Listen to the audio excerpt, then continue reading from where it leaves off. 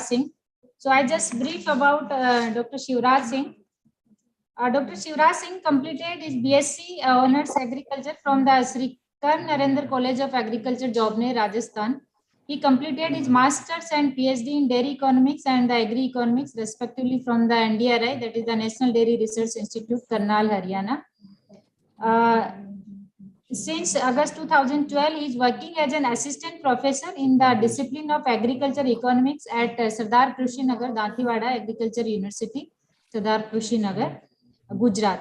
He is having vast experience and interest in the research in the broad areas of agriculture economics, particularly on dairy sector related policy issues, including livelihood issues, income inequality in the farming communities, value addition in dairy industry, cost of milk production, pricing of milk, structural changes of the Indian dairy and the food industry. Other than dairy sector, he has worked in the areas of agriculture like agriculture credit, crop insurance, cost of production of various major crops of Gujarat, technological changes, assessment, then forward and backward linkages. So he has the vast experience in the research as well as in the teaching. He published 21 research papers and 24 other publications regarding to book chapters, books, and other technical publications. He handled 7 research projects and guided several PG students also. So that is the brief about Dr. Shivraj Singh. Now, sir, I requested you, please share your slides and you can start your session, sir. Thanks, Dr. Gangadevi Madam, for a brief introduction about me. And first of all, I thanks all the convener and the organizing secretaries for inviting me for this particular lecture. And I have seen that so many speakers in this particular 2 days webinar is young low peoples. So I again thanks that they given the chance to the young people in this particular webinar, and several wide topics cover under this particular webinar. Either they are related with the reforms in agriculture sector, either this is online marketing or FPO related activities, how it's shaped in the country, what trade and marketing activities related to the organic farming. And today I will deliberate the lecture on marketing and the trade of the organic products. So let me share my slides.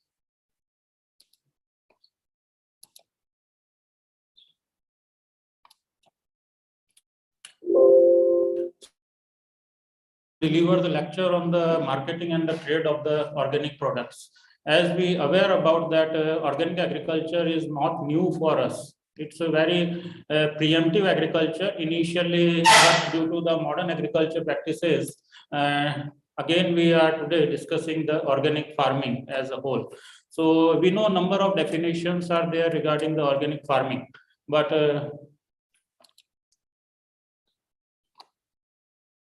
number of definitions are there regarding the organic farming. An important one is the USDA definition, because as we will discuss that United States is the biggest market for the organic products. So therefore, we have to focus on the what definition USDA is given regarding the organic farming. And as we know that it prohibited or avoid the use of the synthetic inputs like fertilizer, pesticides, hormones, and the feed additives, and to use the maximum extent for crop production, either to use the crop rotation, crop residues, or animal manures, off-farm organic waste or minerals, or the biological system is to work in the harmony so that nutrient mobilization and the plant protection measures can work. So in the nutshell, organic farming is mainly focused on the production aspects. And today we will discuss the core 4 principles which guide the organic farming. So these core 4 principles are basically make the harmony with the nature and with the health, with the fairness, with the environment, as well as it's caring in the nature that in future also sustainable agriculture can prevail. So basic first principle regarding organic farming is the health.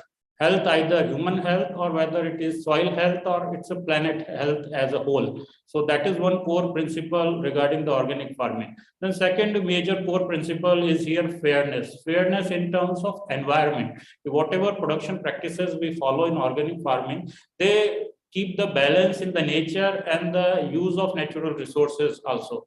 Similarly, principle of ecology says that how biological cycle in the production system is working with the living system.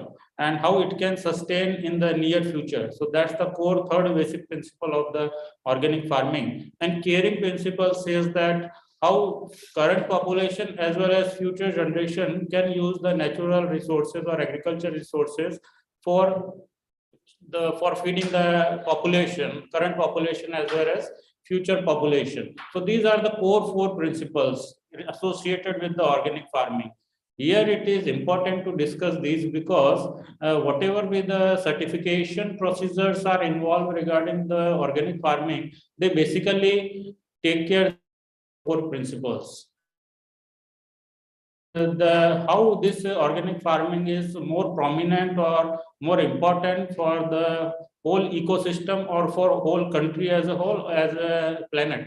If we look at the All India Coordinated Network project on the pesticide residues, the result shows that across the state in India, majority food products are having the residues in the food products above the maximum MRL levels, basically. Especially if we look at the progressive state like Punjab, Gujarat, Maharashtra, Karnataka, all states are having the prominent use of the chloropyrifos, monocrotophos, either endosulfan, quinalphos, phorate. These are all chemicals basically found in this particular research project across the states. So it's a very alarming situation that we in our food chain is having so many chemical and pesticide residues. This is only one side of our today's agriculture. We are here talking only regarding the pesticide residues.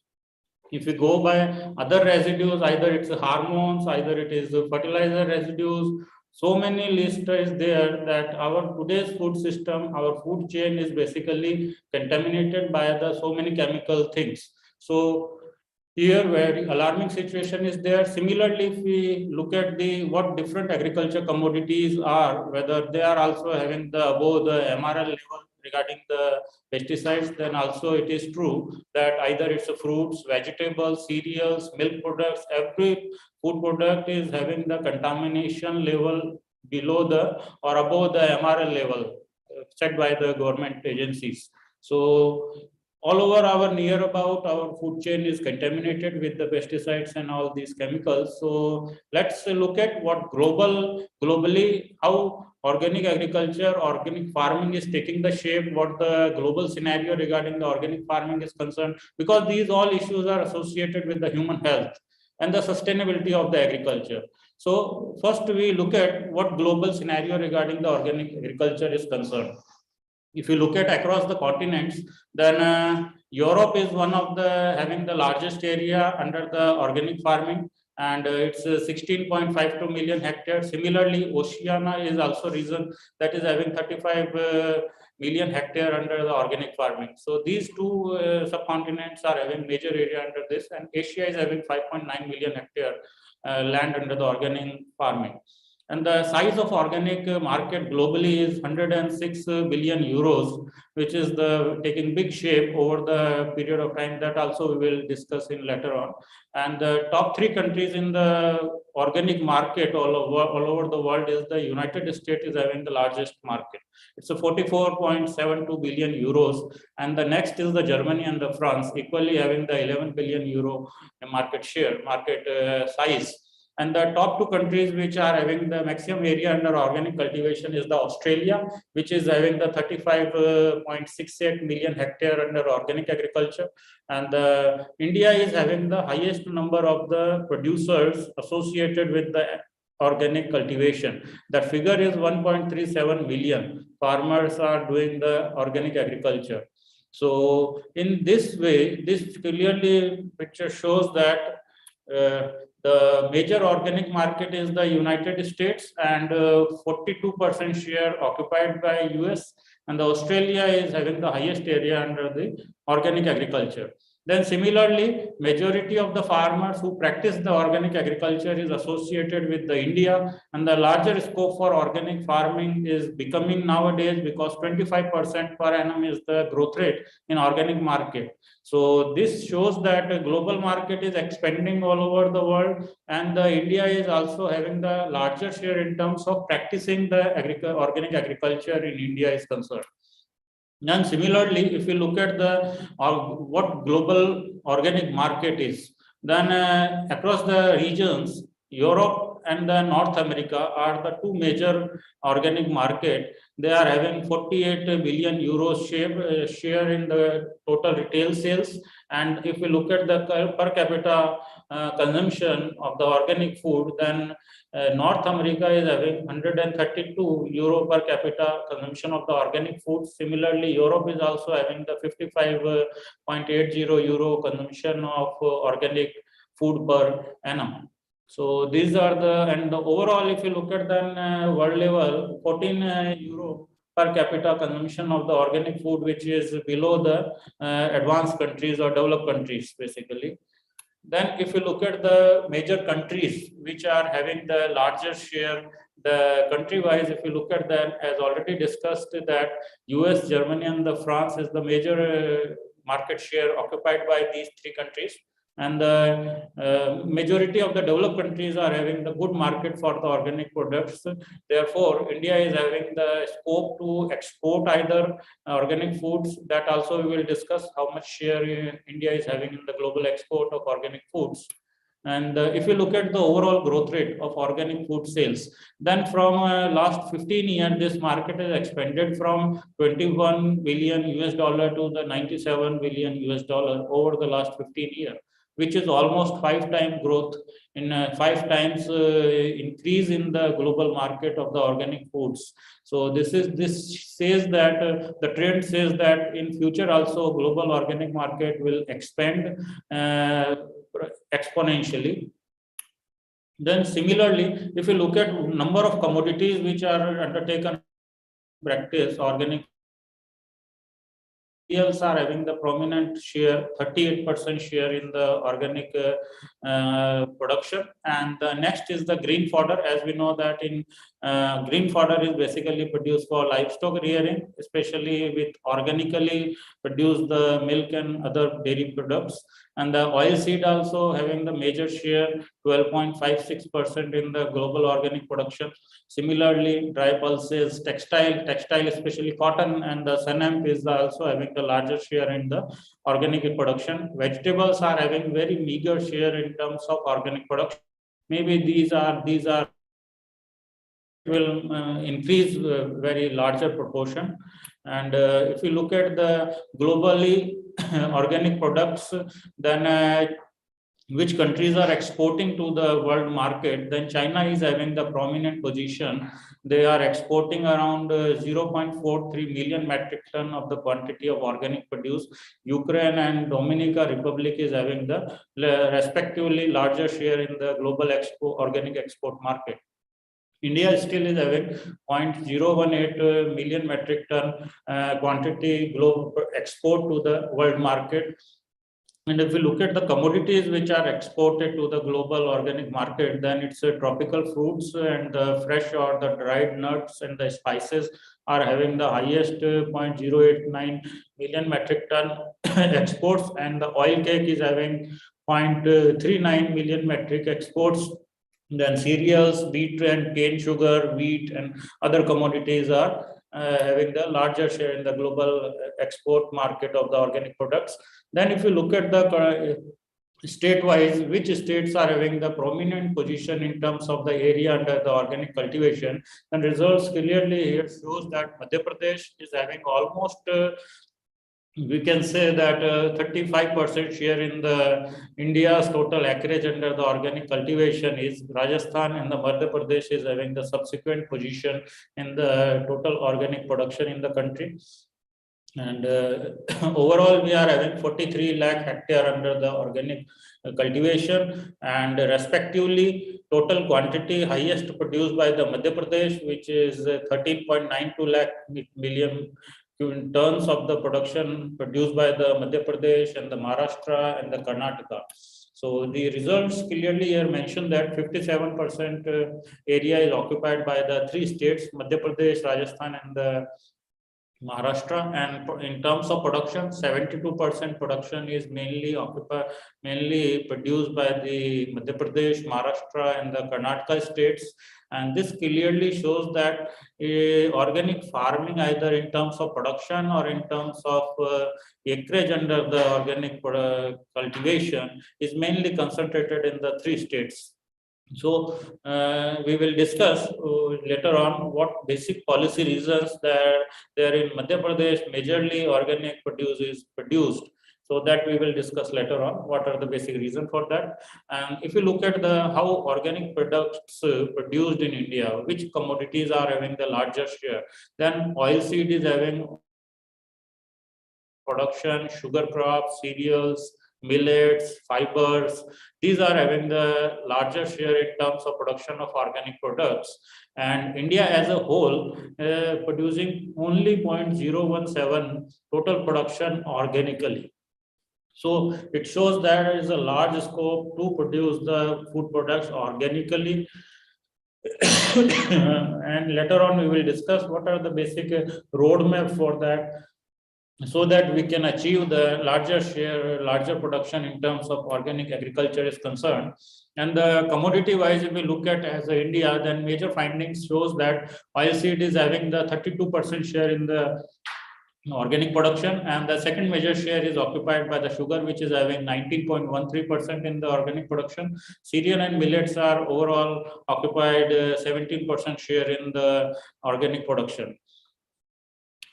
Then similarly, if we look at that, India is exporting major organic products to which countries? Then result here shows that US is having larger share, European Union and Canada is the major market for Indian organic products.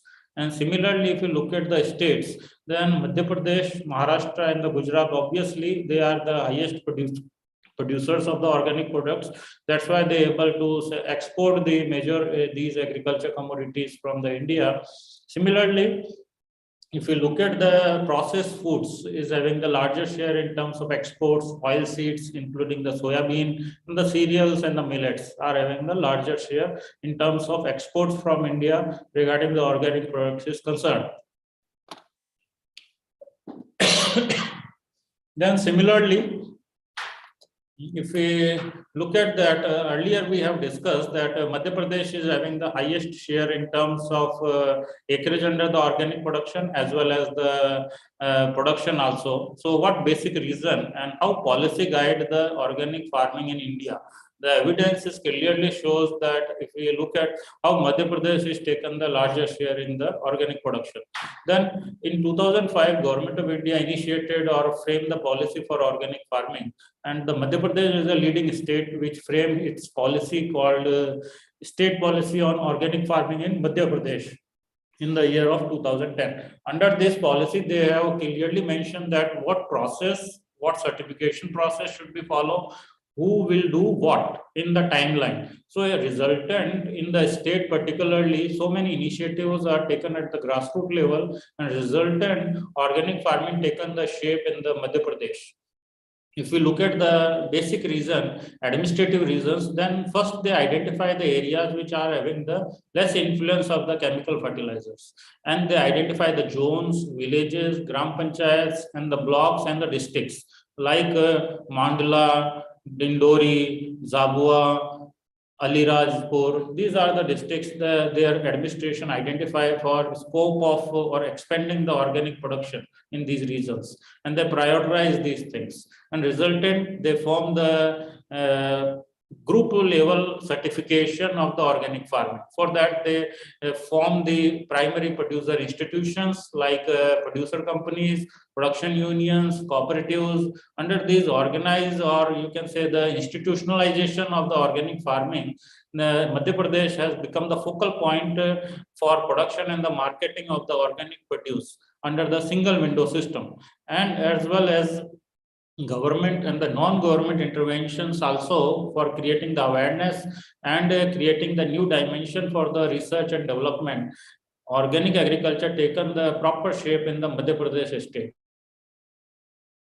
this is, you can say, the yardstick for other states also, that they also frame such policies, such grassroots level work, so that in particularly those states which lacking in terms of organic production, they can take the shape. Okay. Then let's discuss as an entrepreneur what proper marketing mix is required organic produce, because we know that each conventionally agriculture products is very much cheap, and they also seems same like organic products. That's why we need, and most of the time it evident that people produce the organic products, but it's very difficult for them to sell the organic produce and to fetch the premium prices. Therefore, we are here discussing what proper market mix is to be used for the organic products. And in this line, organic, as we know that market mix is basically what? It is the combination of the four basic things in a proper synchronized way, so that you can achieve as an organization your objective in a very planned manner. And four basic thing in the market mix, as we know that it's a product, you have to focus on the price and the place and the promotion. How these four be basically used in proper manner, so that at the end of the day you achieve your target, basically your planned target. So therefore, before making a proper planning or proper market mix for the organic products, first to understand the what guiding force behind the consumer requirements or consumer needs, and how food choices basically shaped by the different factors. If you understand this ecosystem, then only you can properly use the 4P of market mix. For that, first is the general attributes regarding the consumer requirements or consumer needs. Basically, in organic food, food safety is one of the prime issues, you can say, or human health is one of the prime factor, which basically guide that consumer is going to purchase the organic food. Some consumers care about the environment, animal health, animal welfare, quality of life. These are the core basic, you can say, the general feature. As a result of that, any consumer like the organic products.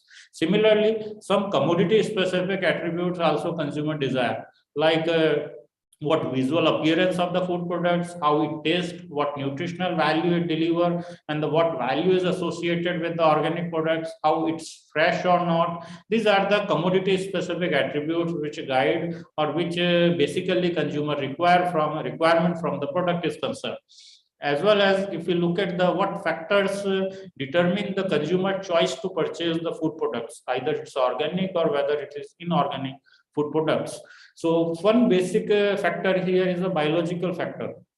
Biological factor, we know that the person is hungry, then he will purchase the food, or his palatability regarding the taste or the other sensory aspect. And obviously biological factors are major determinant for choose the food particular. Okay. Similarly, economic factor also play the key role here.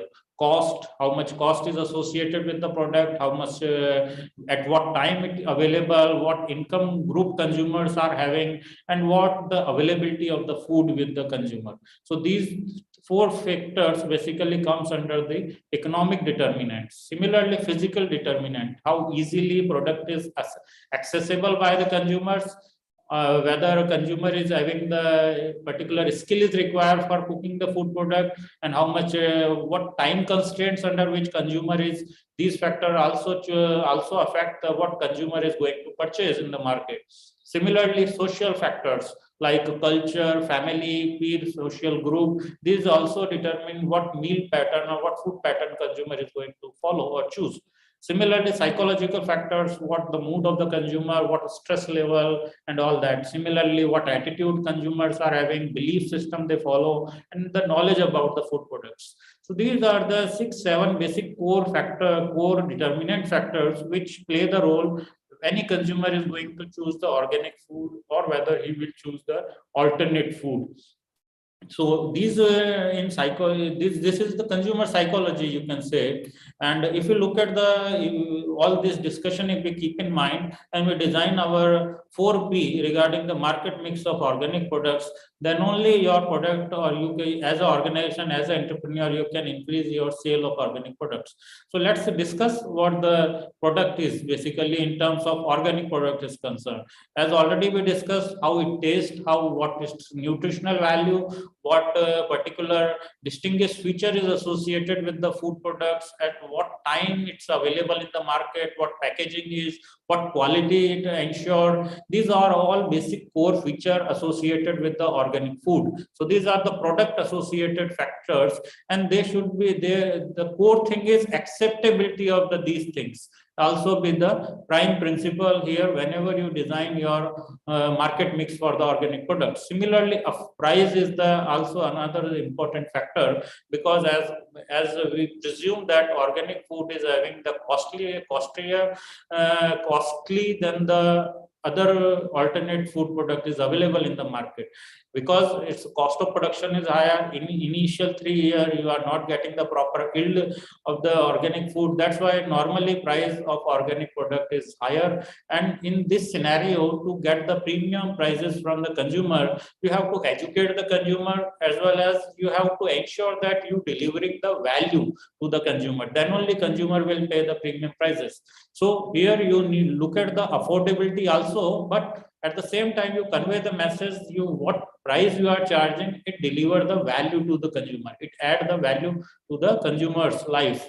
So that message you should make clear, then only you can get the premium prices.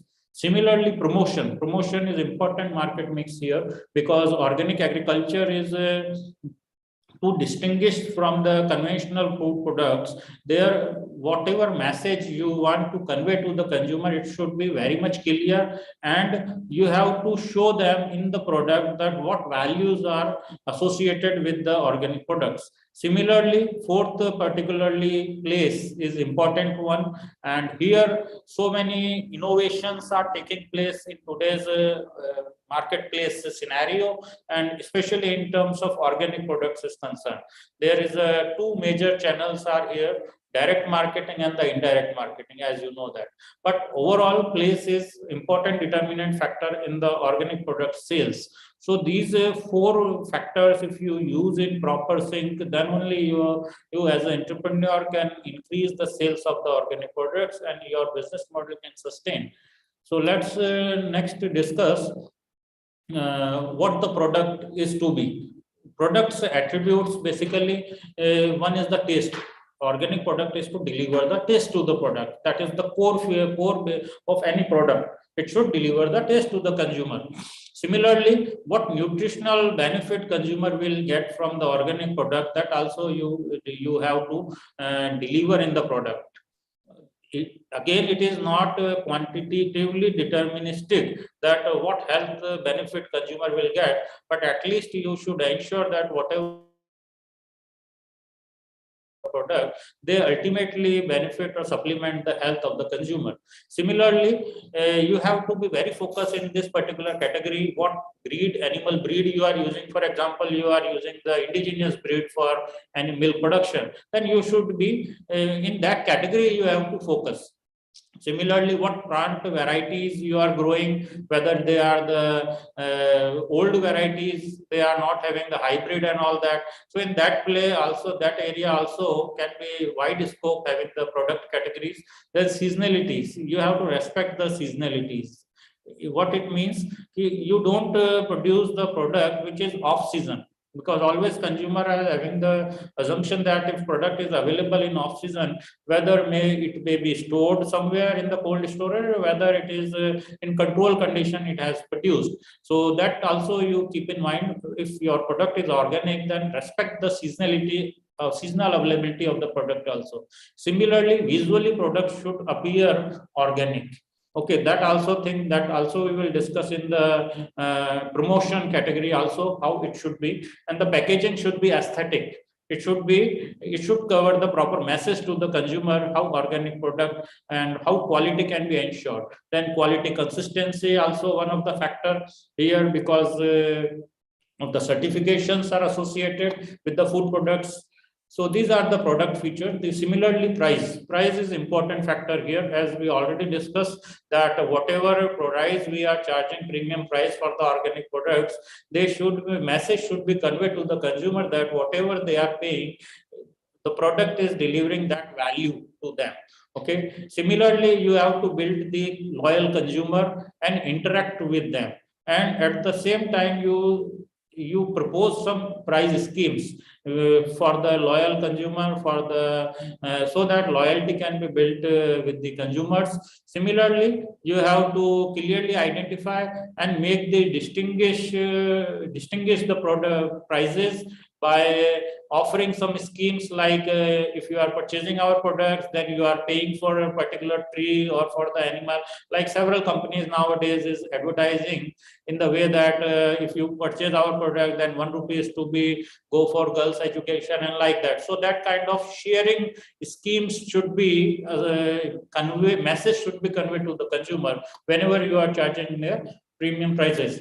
Then similarly, promotion is very important aspect, because organic product is here, and you should distinguish your product from the conventional products. So here, by branding, by outlining some symbolic messages or positive consequences of the consumption, like you convey the message that if you are going to produce our product, then it will increase the green effect, or it will increase the environment protection measures should be taken care and all that.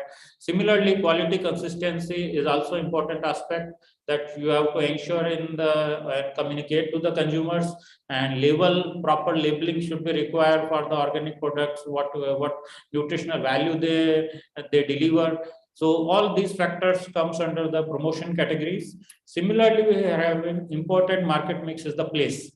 And place should be very creditable distribution channel you have to follow, because within the channels there are sometimes product quality compromises, standards compromises, sometimes impurities are added in between the distribution channels. So in terms of selling the organic product, you should ensure that whatever channel you follow, it should be creditable, and the consumer also rely on that thing also you keep in mind. Similarly, you have to send the message that how organic product is having the greening effect, and how social responsibilities you are as a consumer basically getting from this. Similarly, it's a time saving, and in terms of place, you can adopt the global market or the domestic market. Either you can move through the large scale retail chains, or either small scale retail chain. Either you can go for direct marketing or e-marketings. These are the some avenues basically in terms of to properly place the product near to the consumers. So these are the 4P of the marketing. If you use in proper way, then definitely you can lead to increase the sales of the organic products. Let's here discuss what the best marketing channel for the organic products. As we know that the selection of marketing channels depends on the country to country, product to product, time to times, and there are 5-6 basic features. Because of that, you choose particular marketing channel for organic product sales. Is if you are fruits and the vegetable production, then perishability of the product is the basic core reason that you keep in mind whenever you select the marketing channel. Similarly, bulkiness of the agriculture products are bulky in the nature. Storage facilities sometimes require specific products. Similarly, what marketing agency you should focus, that also be the prime reason you select the marketing channel. And the distance between the consumer and the producer, that also factor play the role whenever you select the particular marketing channel. So let's here look at best channel from consumer and the farmer point of view is the direct marketing. Because we know direct marketing, there is no intermediaries are associated and no unnecessary expenses are associated, and quality can be easily ensured if farmer or producer or consumer are basically integrated by some hybrid modes or by the virtual modes. So let's one by one we will discuss what benefit or what innovations in today's time take place in terms of direct marketing, especially focus on the organic produce. Then there are 5-6 different marketplaces are there, which basically directly provide their services either free of cost, or either they are charging some money for providing the services to the directly to the consumer or to the between the farmers. So first basic model is the Kisan Mandi. Kisan Mandi is one of the direct platform. There is no middleman is involved, and this model is working very well in some of the states, especially in the fruit and vegetable. Similarly, another model is the Daily Organic Farmer Market. This is also the genuine marketplace where directly farmer can sell their product directly to the consumer, and this is this particular market is operational in the Connaught Place, and on the Sundays between 9 to 12 a.m. p.m. this particular market is operational. The directly farmer can go and sell his organic product to the directly consumer. Similarly, third basic in this particular area is organic farmer market. This is marketplace, digital marketplace, and fair price is determined between the farmer and the buyer. And there are a number of outlets of the organic farmer market in the Chennai especially. Similarly, Kisan Mandi online agri market. This is also 100% free platform for the seller and the buyers, and they also work as a contract farming. Middle platform for the contract farming. Also they are having the good relation between retailers, online farmer, and the vendors are associated on this particular platform. Similarly, Agri Bazaar is also one of the digital media which is used for online marketing of the agriculture products. So these are the some marketplaces which are having the basic feature that directly farmer and the consumer can exchange the organic product through the particularly digital media. Okay, then let's discuss what prevailing in today's scenario. Indirect marketing channel is more prominent in the organic agriculture products marketing. There are wholesalers, retailers, and agents are involved, and the level of channel may be the one level, that is directly consumer to producer, maybe 2 level, 3 level, or multi-level channels are existing. So this is also one of the traditional channel for delivering the organic product to the consumer. Then similarly, let's look at what are the SWOT analysis in terms of organic farming in India is concerned. Because if you understand the sectors, strength, weakness, opportunities, and the threat, then you better take the decision or understanding regarding the particular sector is concerned. So let's one by one discuss what are the strengths associated with the organic farming in India is concerned. So as we know that organic farming supports the sustainable agriculture, and by using the organic agriculture, in future you can make your health, soil health, environment, and even though wealth also through the practicing the organic farming. And as well as organic farming is more or less in terms of practice is concerned similar to the traditional farming. So very less basically trainings are required for organic farming to the farmers, as well as organic farming is free from the chemicals, so it's safe for the environment. That is another strength of organic farming. Similarly, protection and the preservation of diversified resources like soil microbes, flora, and the fauna, and the different beneficial insect can be protected if farmers are going to practice the organic farming. Similarly, organic farming is using very less inputs. Very less input, therefore, very less financial risk is involved in the organic farming is concerned.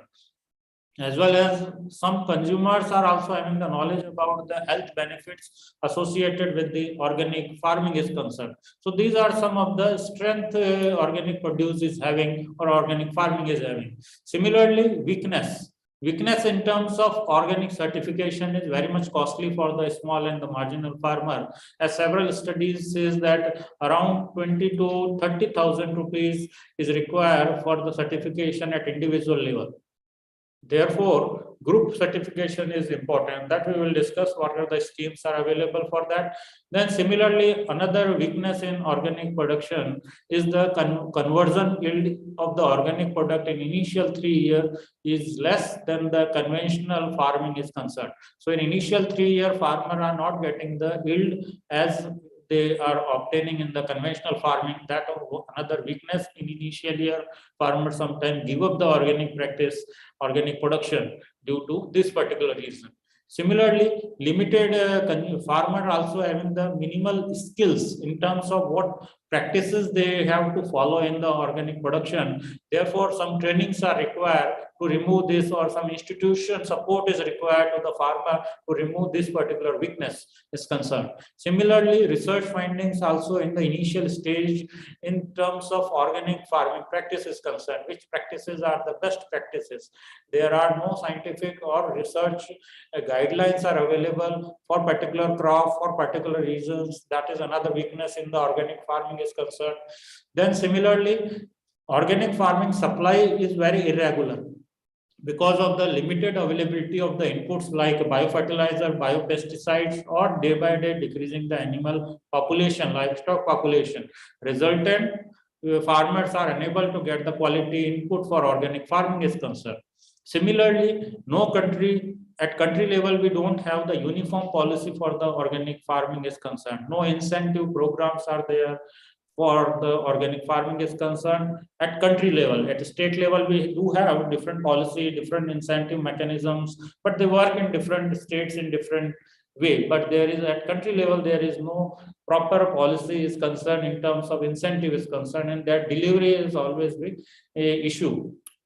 Similarly, conversion from conventional to the organic farming is also very time consuming because it's require initial 3 years and very labor intensive also. And as we know that labor is very much costly and skilled labor is required in this particularly organic farming is concerned. Similarly, availability of the limited plant protection measures, because there are very limited organic plant protection measures are available to control the insect and disease is concerned. Similarly, limited awareness among the farmer is there regarding how organic farming is work, what basic core principle of organic farming is there, and how it benefits the soil health, how it conserves the biodiversity of the farm, or how it's pollution free, and how benefit cost ratio is in favor of the organic farming in long term. These awareness or these knowledge is very limited with the farmer. That's why they most of the time avoid the organic farming. Similarly, farmers are not getting the higher benefit after doing the organic farming, maybe due to the lack of coordination between the agencies involved in the marketing of the organic produce, because they follow the not follow the digital platform or either direct marketing. They are involved mostly in the multi-level marketing channels, and resultant they are unable to get the good prices for organic products. And similarly, quality planting material also not available in organic farming is concerned. And the absence of premium pricing for the organic product is also core reason and the major weakness that affect the practicing the organic farming is concerned. Similarly, if you look at the opportunities, what opportunities particularly give to the farmer or to the country, then if you look at the proper organic certification with good branding can definitely fetch the higher prices for the organic products as compared to the conventional products. Similarly, organic farming is definitely sustain the production system and it will help the conservation and the natural resources especially. So that is one of the opportunity which is in favor of the organic farming practicing. Similarly, organic farming improve the soil fertility either through the organic practicing like green manure, green organic manuring, crop diversification, crop rotation, incorporating the soil crop residues in the field. these are the some opportunities are there for sustaining the future agriculture also, and global organic market itself provide a large opportunity to the farmers to get the premium prices for organic products. Similarly, organic farming enhances the self-sufficiency in terms of using the food system, using the inputs as a country. So these are the certain opportunities are there, and what are the threats which basically not good for practicing the organic farming. So major is quality input is not available. That is one basic reason, and day by day livestock population is decreasing, forestation is decreasing. So as a result of that, practicing organic farming is very difficult for the farmers. Another reason is higher cost of certification, organic certification. This is another threat is prevailing. Then farmer perception regarding the that they are getting higher return from the conventional farming as compared to the organic farming. Another threat is there. Similarly, stringent rules and the regulations for the export of organic product is another one basic threat, and the emergence of new pest and disease also very dangerous for the organic crop, and the variability in the climatic pattern also one of the threat. Similarly, GMO, genetically modified organism, if introduced in agriculture sector, then very difficult these particular genetic GMO crops. So these are the certain threats are there. Then we will discuss here what are the problems faced by the exporters whenever they export the organic products. So as we already discussed that India is the major exporter to the US and Europe and Canada market. So their rules and regulations are different, their certification process are different, and we most of the time follow at par standards and the certification process. There, then only we are able today that we are exporting to these countries. So still there are certain factors, certain problems faced by the exporters. Basic core reason is problem which exporters are facing, that they are getting the organic product 3 to 4 times costlier than the conventional products. So sourcing the cheap or cost-effective organic product is very difficult for the exporters. Similarly, less market penetration of the organic products due to the higher cost of production, higher processing cost, and the distribution cost. So that another reason which exporters are facing. At the same time, higher advertisement and the awareness is required, and that is also having the higher cost. So that another reason, and the making the establishing the brand in particular sector, this particular space is also very costlier for the individual exporter. Similarly, maintaining the high quality of the product is also very difficult for the exporters, as well as less availability of the agriculture produce in the nearby area. That also one of the challenge faced by the exporters. And the higher maintenance cost of the infrastructure, which is prerequisite for organic products export, is also challenge for the exporters.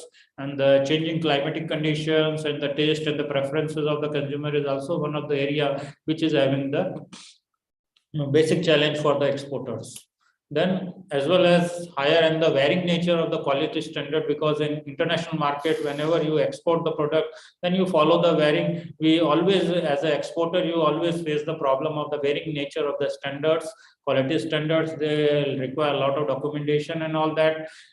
So these are the also some difficulties exporters are facing. Similarly, stiff competitions and inconsistency in supply, especially in the global market. And finding the organic buyer in international market itself is a difficulty for the exporters. Lack of adequate supporting infrastructure in country like a special organic market or the trade channels is also difficulty for the exporter. And always the foreign buyers suspicious about our certification and the origin of the product is concerned. So that challenge also exporters are facing, and also inability to meet the export demand for particularly niche products is also very varying nature of the challenge for the exporters.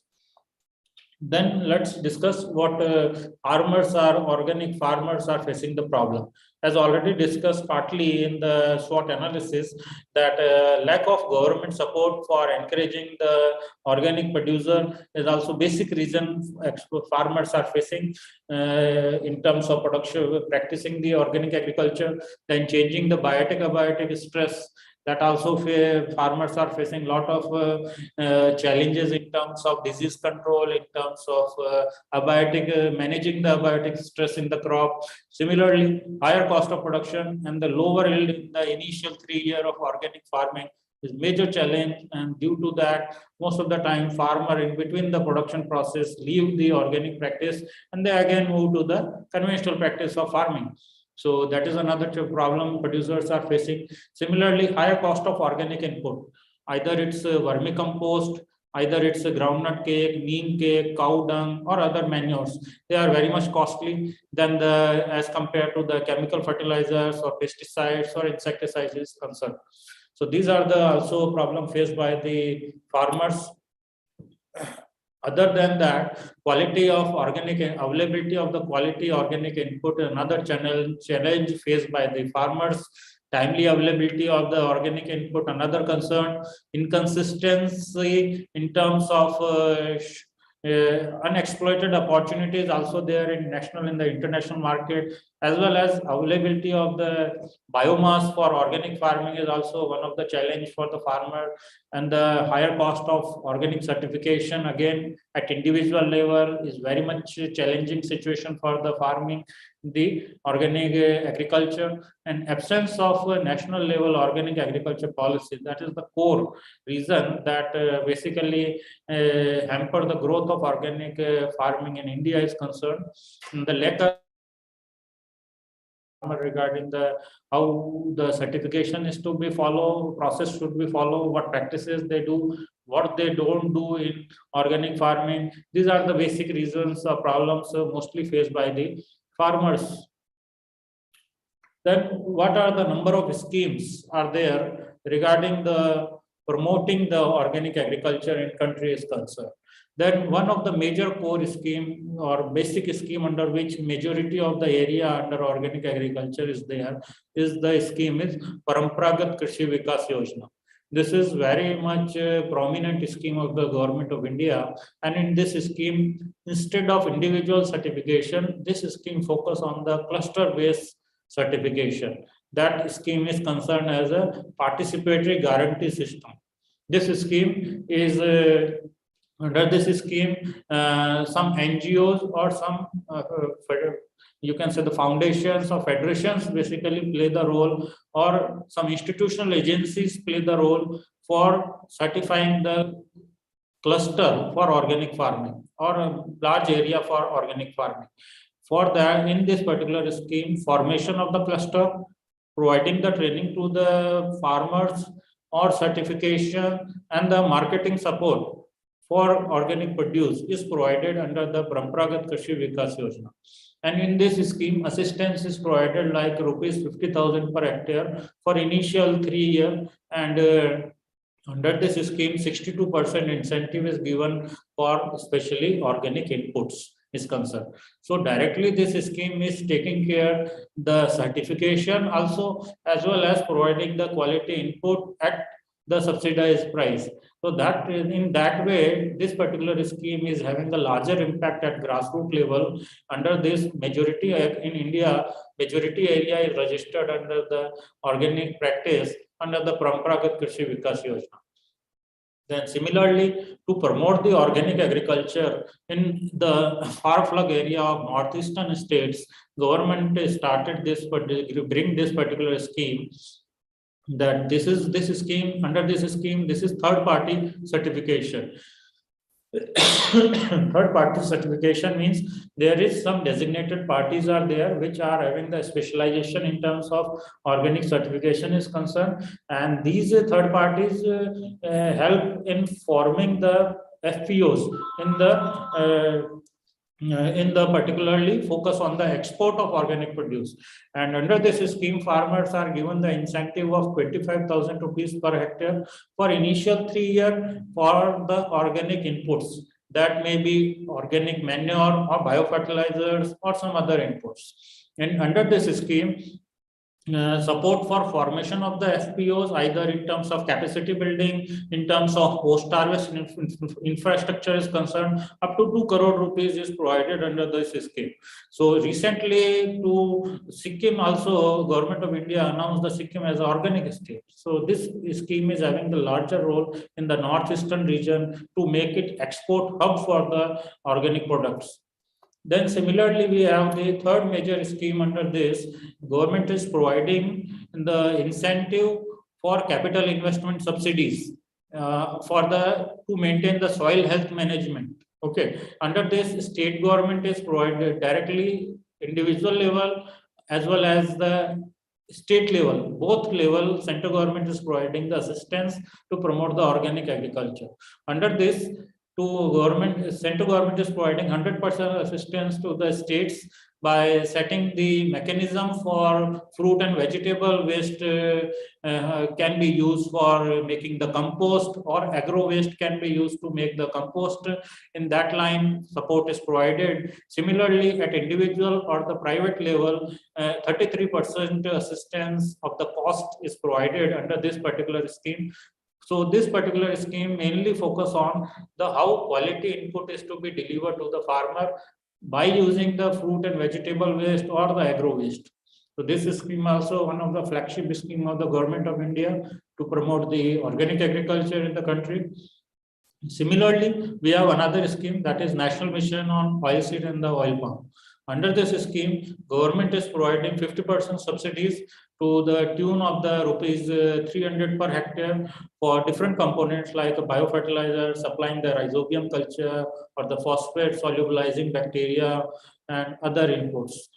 Similarly, another scheme is National Food Security Mission. Under this scheme also, some support is provided for practicing the organic agriculture, like 50% cost rupees, maximum limit is 300 per hectare is provided, assistance for the biofertilizers.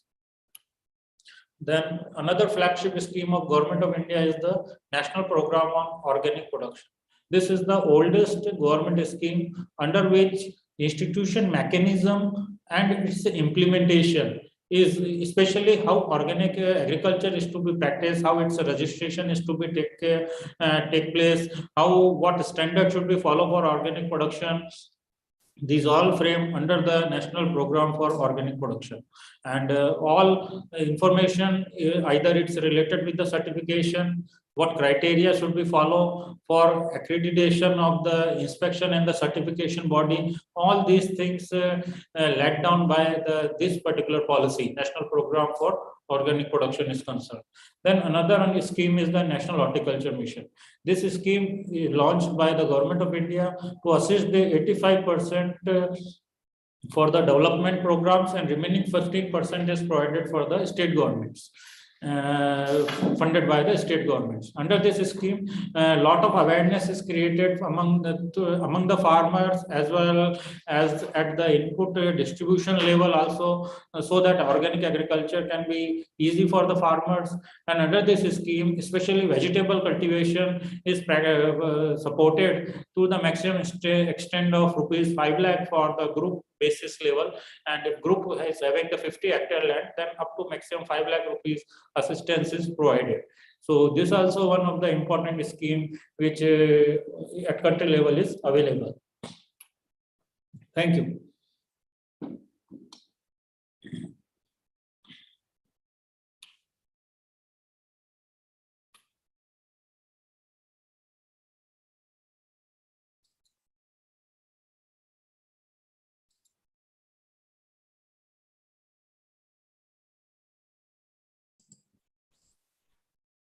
Okay, Dr. Saab, thank you so much. You have narrated all the things in a very well and very excellent manner. So you have added many topics regarding to organic production and organic farming, like what is organic farming, their importance, significance, and status in the country. Then the growth in organic food markets, global use of organic arable land for different crop production, global trade of organic products, status of organic farming in India, Then commodity-wise organic production in India. What is the scenario of commodity-wise organic production in India? You also narrate about all these things. Then export scenario of organic products in India. Why Madhya Pradesh, especially you have focus on the MP. Why Madhya Pradesh leading in the organic farming? Marketing mix for organic products. How the 4 Ps will play the role in the marketing of the organic products. Then how to select the best marketing channels, like direct marketing channels for organic products, indirect marketing channels. Then SWOT analysis for organic farming in India. What are the problems faced by the exporters as well as the farmers for the organic production as well as the organic marketing also you have narrated, and the many schemes for promoting organic farming in India. So this is all about for your session. You have narrated in a very excellent and very good manner. Now, sir, we are having some questions from the participants side. So I just putting one by one before you. The first question is how the one district, one product scheme, because we have discussed the many schemes for this organic farming. And this is also our new concept or new scheme from the government of side. So how the one district, one product will play the role for promoting the organic farming? Is there any role of this scheme to promote the organic farming? Yes, ma'am. Very good question. In OPOD scheme, major role is in the hand of the state governments, because center has framed the policy and they given some direction that how district administration or state administration is to work to promote the particular product in particular geography and how it can fetch the international market or the global or national market. In this line, first prominent role is the state government. They identify the clusters where organic farming is to be practiced and which product is having the niche market for the national and the international market. They look at the possibilities and then narrate, they do some groundwork, they propagate some support some FPOs or the producer companies, and then only it is possible that one particular product organically, whether it produced or not, and a group guarantee basis certification of all the organic farming. All is possible, but require proper planning at grassroots level as well as at state level. Then only this OPOD scheme for organic farming can be very much successful. Yeah. Okay, sir. Sir, another query is from one of the participants, do government institutions such as our agri universities are selling products online? Means, is there any provision of the government institutions they are selling the organic products? So many rural development institution, even though agriculture universities also now supporting or through the KVKs, some KVKs also supporting organic farming in their jurisdiction by making the group of the farmers for group guarantee basis. Okay, and as a result of that group level certification, cost is low and they follow the common practices for organic farming, and as a result it will be definitely, it is nowadays also done by so many institutions and so many success stories also in the public domain how universities can work in this particular area. Okay. Sir, another query is how to convince the farmers for adoption of this organic farming, as we know that initially it gives a very less yield. Organic, we know that in modern agriculture, especially in the last 40 years, we are practicing the chemical base or either modern use of inputs. Otherwise, all we know that we are practiced organic agriculture. Still, we know that at country level, we are using very less fertilizers as compared to the global standard is concerned. So by default, India is organic. But thing is that how we follow the proper registration, proper certifications and all that. Then definitely if we follow some system, then only we come on the loop of particular particularly we can convince the international market players that we follow these practices and they are at par with your principles or your guidelines. Otherwise, by default, India is more or less organic. Okay. Sir, another query. What about the established markets for the organic products as in our other commodities? And we know that our other markets are established for our conventional methods of commodity. So means such kind of markets are established for the organic, because marketing, I think marketing is the main issue before this. We know that our farmers are ready to produce, and farmers are producing the organic products. But again, the issue and challenge is the marketing. Means well-established markets are not available for the products. Even though we are aware about the organic products, but we are looking for the markets. Where is the market from where I have to purchase the organic product? What about the traceability of the organic product? So, what is your view? Marketing is the key challenge for organic produce, and traditionally products are available, but consumer don't rely on them because they are outside the certification process. Even though if some foreign players are also not rely much on the proper certification system, but a lot of big players nowadays in big mall, they are selling the organic produce, but they are and they able to get the good sales also through the omnipresence of the channels like online, offline, digital marketing, all in a proper mix these big corporates are using, and they basically sell the market to the consumers. But definitely the consumers are the premium consumers. They definitely having the repayment capacity for the premium products. And in farmer also should focus on that. But major problem is small farmers are there. They at individual level practice the organic certification, all that, then 30,000 rupees is the cost for certification. Whether they get the returns in that is always questionable. So they most of the time they are remain outside these big corporates. That's why they face the problem. But again, government also doing some efforts through the forming the FPOs through the producer companies. So that will take time, and definitely it will farmer will be benefited through these interventions. Yeah, sir. Again, the similar kind of question is there. To get the premium prices, what kind of marketing strategy? Even though you have narrated many marketing strategies, but still they want to ask that what kind of special marketing strategies we can adopt and farmers can adopt to get the higher and to fetch the higher prices for the organic produce.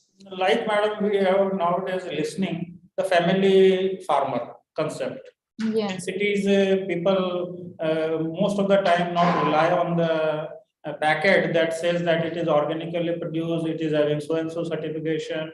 So in that scenario, farmer is to approach to the consumers in their peripheries, in their nearby area, and he is to say that you visit our farm whenever we sowing the particular crop, you time to time inspect, and that way family farmer concept can be amplified in the small pockets and will take big shape.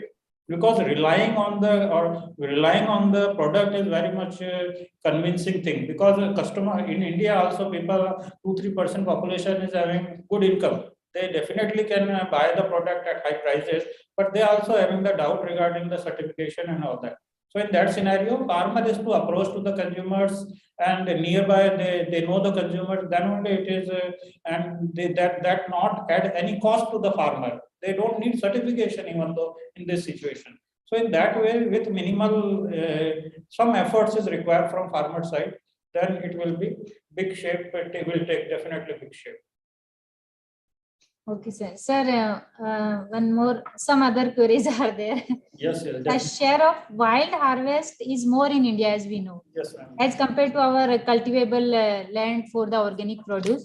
So, how to increase the cultivable land? I think we are having the significant rank in the area of the organic produce. I think it is due to wild harvest only. Yes, as compared to our cultivable lands. So why don't we focus on the cultivable lands and we have to increase the cultivable lands? So what is your view regarding to this? Actually, the wild area is very minimal in India. If we look at the statistics, majority of the produce is produced, organic produce are under the purview of the arable land only. And in terms of wild means organic produce is concerned, there is a very minimal production of the cereals, pulses, oil seeds, and all that. Only some niche products are there, and these products still have the very less marketplace for the products. So that another difficulty farmers are facing through for the harvested product of the wild cultivation. Okay.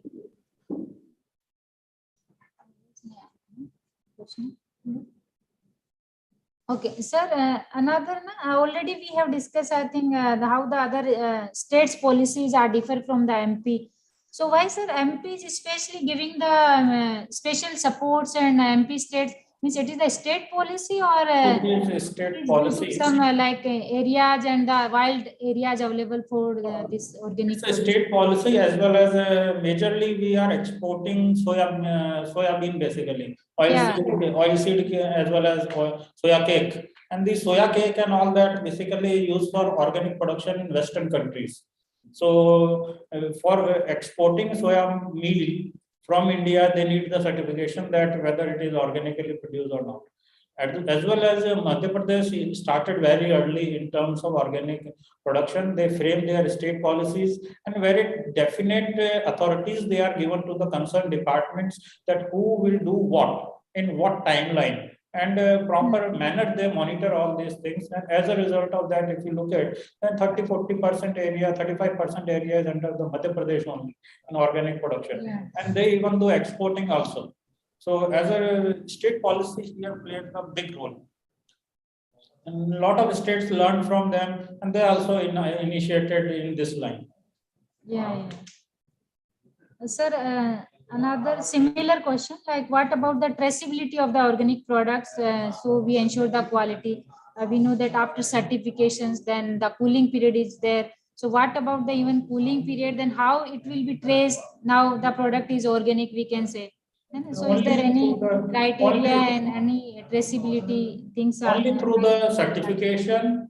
Traceability is ensured by the agencies, third-party agencies or government accredited agencies are there. They ensure that product is produced organically, as well as chemically. Also, some laboratory NABL laboratories are there. They ensure that product is not having the pesticide residues and chemical residues and all that. So that mechanism mostly follow in terms of traceability is concerned. Okay, sir, only last question is there. Yes. Nowadays, we know that the government is mainly focused on this cow-based natural farming. Yes. And we always talking about the organic farming. So how both they are differs from each other? Madam, in terms of product, it not differ. Both are more or less not having both practices. They in terms of practices they differ. In terms of product, I don't think scientifically they differ. And in terms of practice in organic farming, you can use the organic inputs, but in natural farming, it's prohibited to use the more inputs, either it's organic or not. So in that production practices, both differ, but in terms of product is concerned, product is both are free from the chemicals. Okay. Okay, thank you so much, Dr. You have given all the things very nicely. I have put many questions before you and you answered very nicely. So thank you so much for the wonderful session. Now we move towards our next session of this 2 days webinar that is on farmer producer organizations, a way forward. So nowadays we are all aware about what is the role and what is the importance of the farmer producer organizations. And I think it's the great part of our marketing. So for that session, this is our technical session 5, and I invite Dr. R.S. Pundir for this session. So just I wanted to brief about the Dr. R.S. Pundir. Dr. R.S. Pundir, he did his MSc and PhD in agriculture economics from the National Dairy Research Institute, Karnal. He currently principal and dean and professor at the International Agribusiness Management Institute, IABMI, Anand Agriculture University, Anand only. Prior to joining AU, he has associated with National Dairy Development Board, Institute of Rural Management, Anand, that is IRMA, and the agribusiness industry. He has 25 years experience in research and teaching, including 2 years in the agri industry also. Dr. Pundir is engaged in teaching of international trade and WTO, agriculture marketing, agribusiness policy, agribusiness cooperatives, and the production economics at PG and other PhD levels. Dr. Pondir has guided 38 master's students in agriculture economics, agriculture marketing, and agribusiness. And currently, there are 7 masters and PhD students are under his guidance. His current research interest includes agribusiness policies, WTO, agriculture marketing, marketing intelligence, agribusiness institutions, sustainable development, livestock, dairy, and production economics. He has to credit 40 research papers published in the reputed journals, apart from 4 books and other 1 monograph. And apart from these publications, some book chapters and articles also published. Dr. Pondir is also principal investigator of a prestigious project on the agriculture market intelligence under Naheb Cast AU Anand, and the program is part of that project only. So now I invite you, Dr. Pondir and Dr. R.S. Pondir sir, for the technical session 5. Sir, please. Thank you, Ganga Devi. I think it is too much. Maybe. No, sir. Okay. Yes, thank you very much. And first of all, Dr. Ganga Devi, who is also organizing secretary, my colleagues, and even recently just concluded session, Dr. Shivraj Singh. It's a wonderful session. Shivraj Singh, I think you are here. We are listening to some very timely aspects in this 2 days webinar. And Dr. Narendra Singh was also here. I think maybe Dr. Ganga Devi, or maybe all other our organizing committee members, as well as participants who are mainly online and who are mainly the PG students, that is MSc, PhD, and faculty members who are associated with these programs in these 2 days programs. So I welcome you all to these programs. So now, as you know, my topic is just I would like to share first, then we'll start it.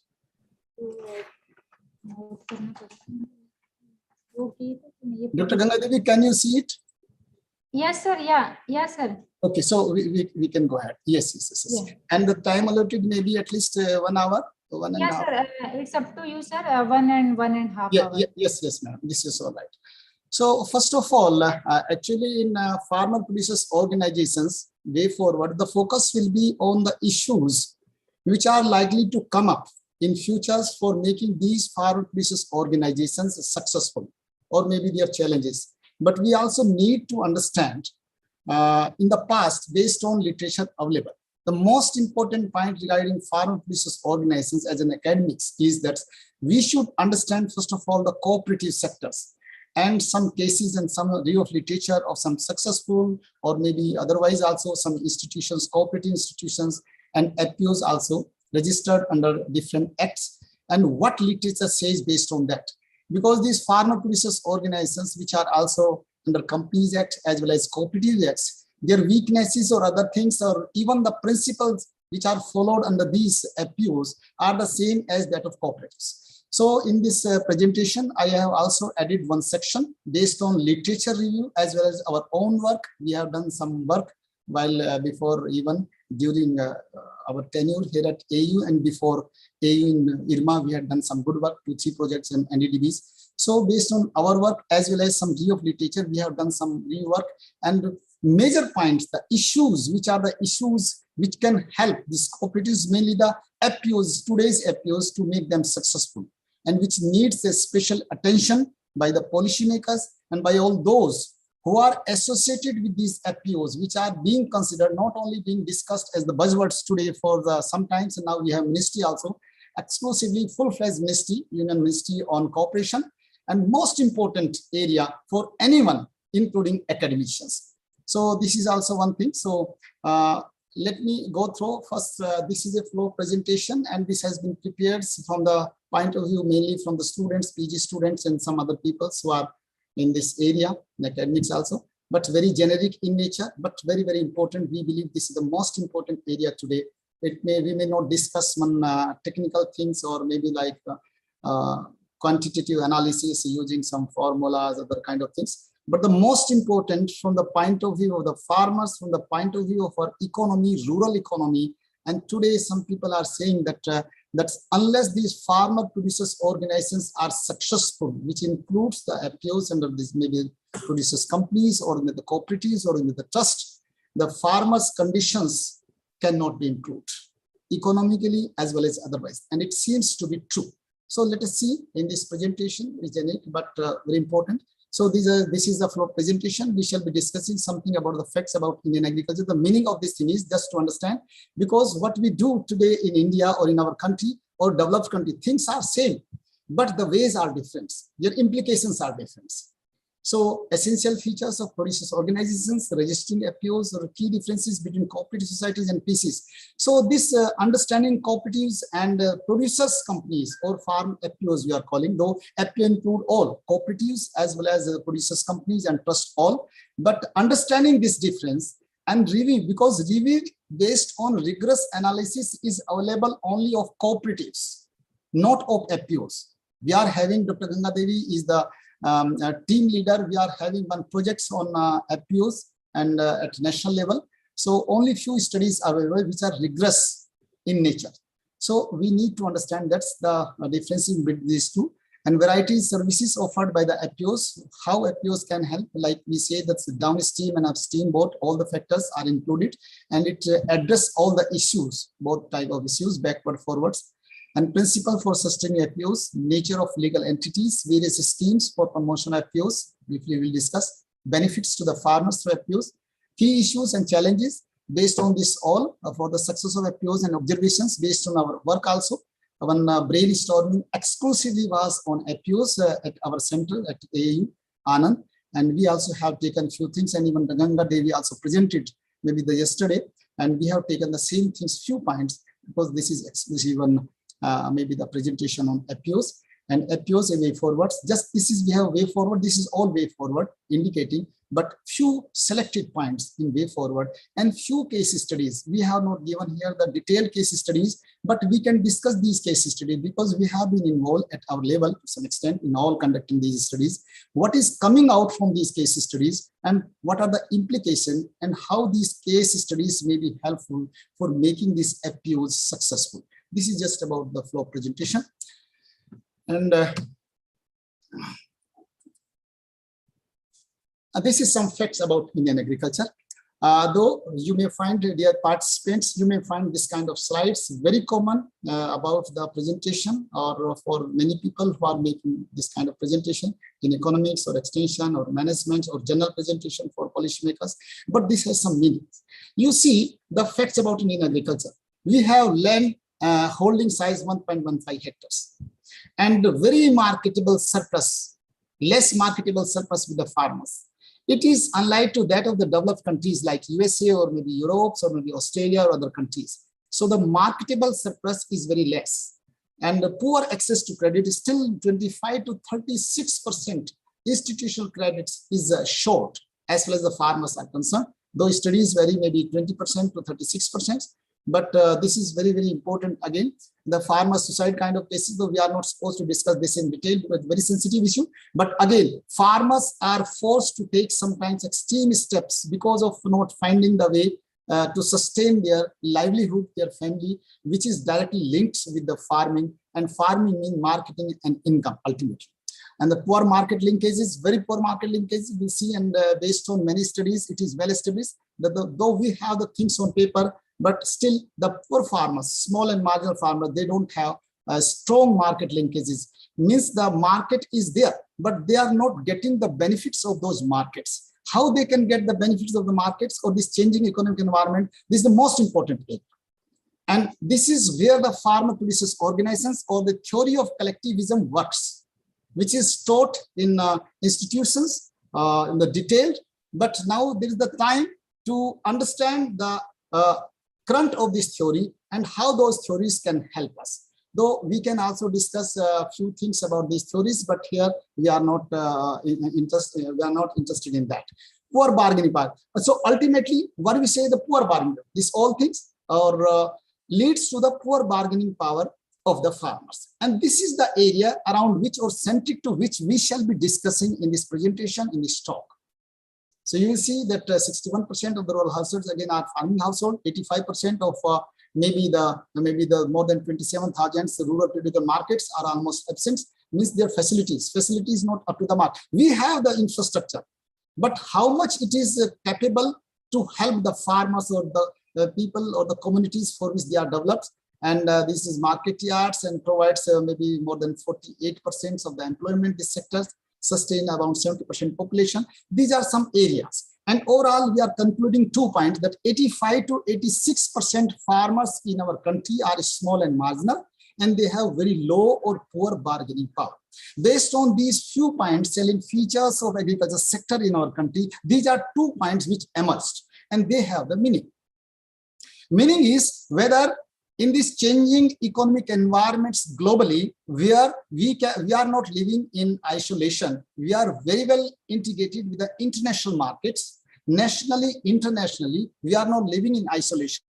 So in this situation, can these small and marginal farmers whose land holdings 85-86% is less than 2 hectares, or roughly maybe average land holding is 1.15%, and their bargaining power is almost negligible, can they compete in the open market?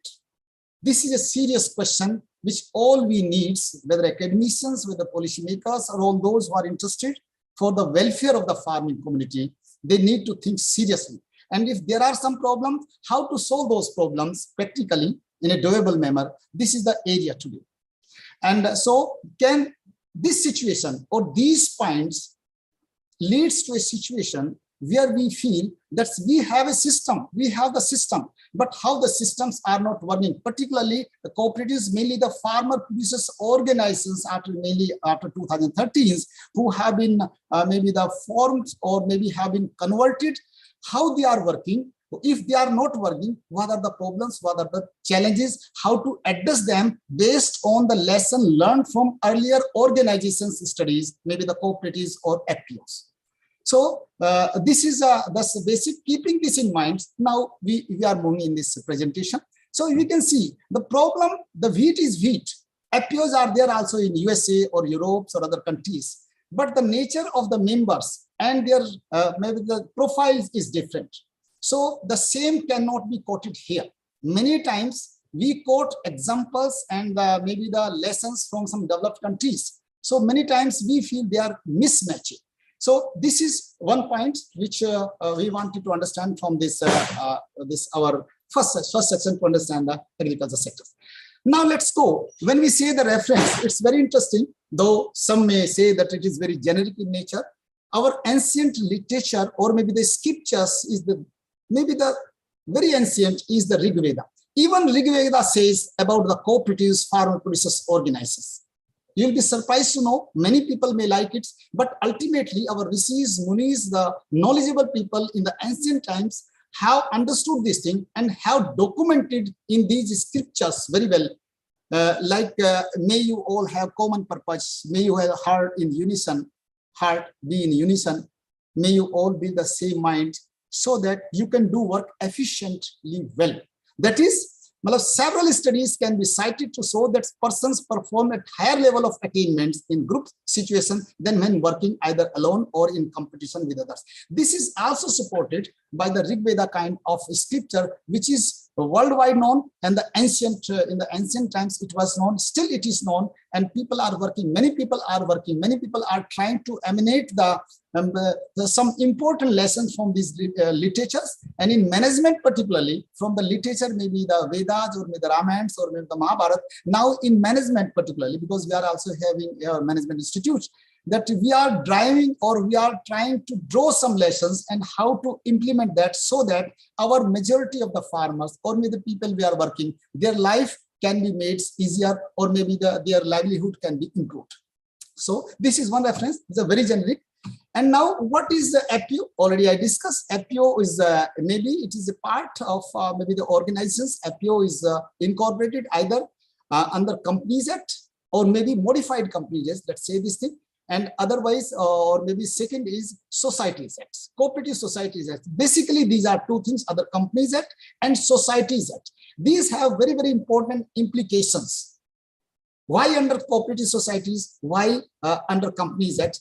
Maybe in 1 or 2 slides, we will understand these things. And need for FPOs, already we discussed. So need is ultimately, if I say, now Apos can help the farmers or resource poor people in any area, but here the focus is on farmer to understand, to help, and to address all the problem in downstream and upstream, both sides, backward and forward, whether it is enabling the supply of quality inputs and essential extension services to ensure effective forward linkages such as bulking of the produce, collective marketing, processing, and market-led agriculture production. Means all types, production, processing, and marketing in all areas, Apos can help. There is no activity in farming wherein Apos cannot have their say. This is the point. So that's why this is important. And Apos itself is a large farmer. How large farmers get the benefits of the policies, get the benefits of the market, get the benefits of the time, or all kind of things, the similar is the Apos. Even Apos is much more than that, because it has large number of people involved, maybe 10 to 12 to later more than 100 or 500 more than, maybe if it is Apos, it is more than that. So role of Apos, just again brief, it is already discussed, but to act as an aggregators, to promote best practices of farming, maintain marketing, information system, diversifying, raising levels of knowledge and skills, and to increase the bargaining power. This is ultimate actually. Bargaining power. Ultimately, bargaining power, whether it is bargaining power in input sides or it is bargaining power maybe towards forward linkages sides about the produce, post-harvest processing, adding value to the products. In case of unsold lots, logistic arrangements is to be done under that. And Apos will help to eliminate the chain of intermediaries in agriculture market. Basically, to make the agriculture marketing system more efficient, academicians and policymakers, they always try how to make it efficient. Efficient means simply, as a layman, is how to increase the producers here in consumers' rupee. And for that, the most important point, where is mostly academicians or marketing experts are doing their research since long, is that how to reduce the intermediaries in the chain. So when Apos are there, they have the chances are there to deal directly with the consumers or maybe the processors. So this intermediary is reduced. So this increasing the bargaining power and eliminating the intermediaries, these two things are very, very important as far as Apos are concerned for the farmers. Essential features of producers organizations. It is formed by a group of producers.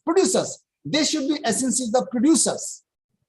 Like maybe in the companies, it's not necessary, but this is the basic thing. Like in cooperatives also, we'll see the principles of cooperatives and Apos are same. So essentially, it should be the producers. It is the registered body and legal entity, and the producers are shareholders. It deals with business activities related to the primary products. It works to the benefits of the member products. Apart from profit is a part of the profit is shared amongst the producers, and rest of the surplus is added to its own fund for business expansion. As far as already is registering Apos, whether it is registered under Cooperative Societies Act or Producers Company, these first two are the most important one. Majority is under that. Maybe as a non-profit society, we can get it registered as a non-profit trust or as Section 8 of the Companies Act 2030. This is the latest one. Or now the difference between cooperative societies and producers companies, as I told in this talk, in this presentation, our purpose is to understand Apos. To understand Apos in agriculture means broadly to understand cooperatives.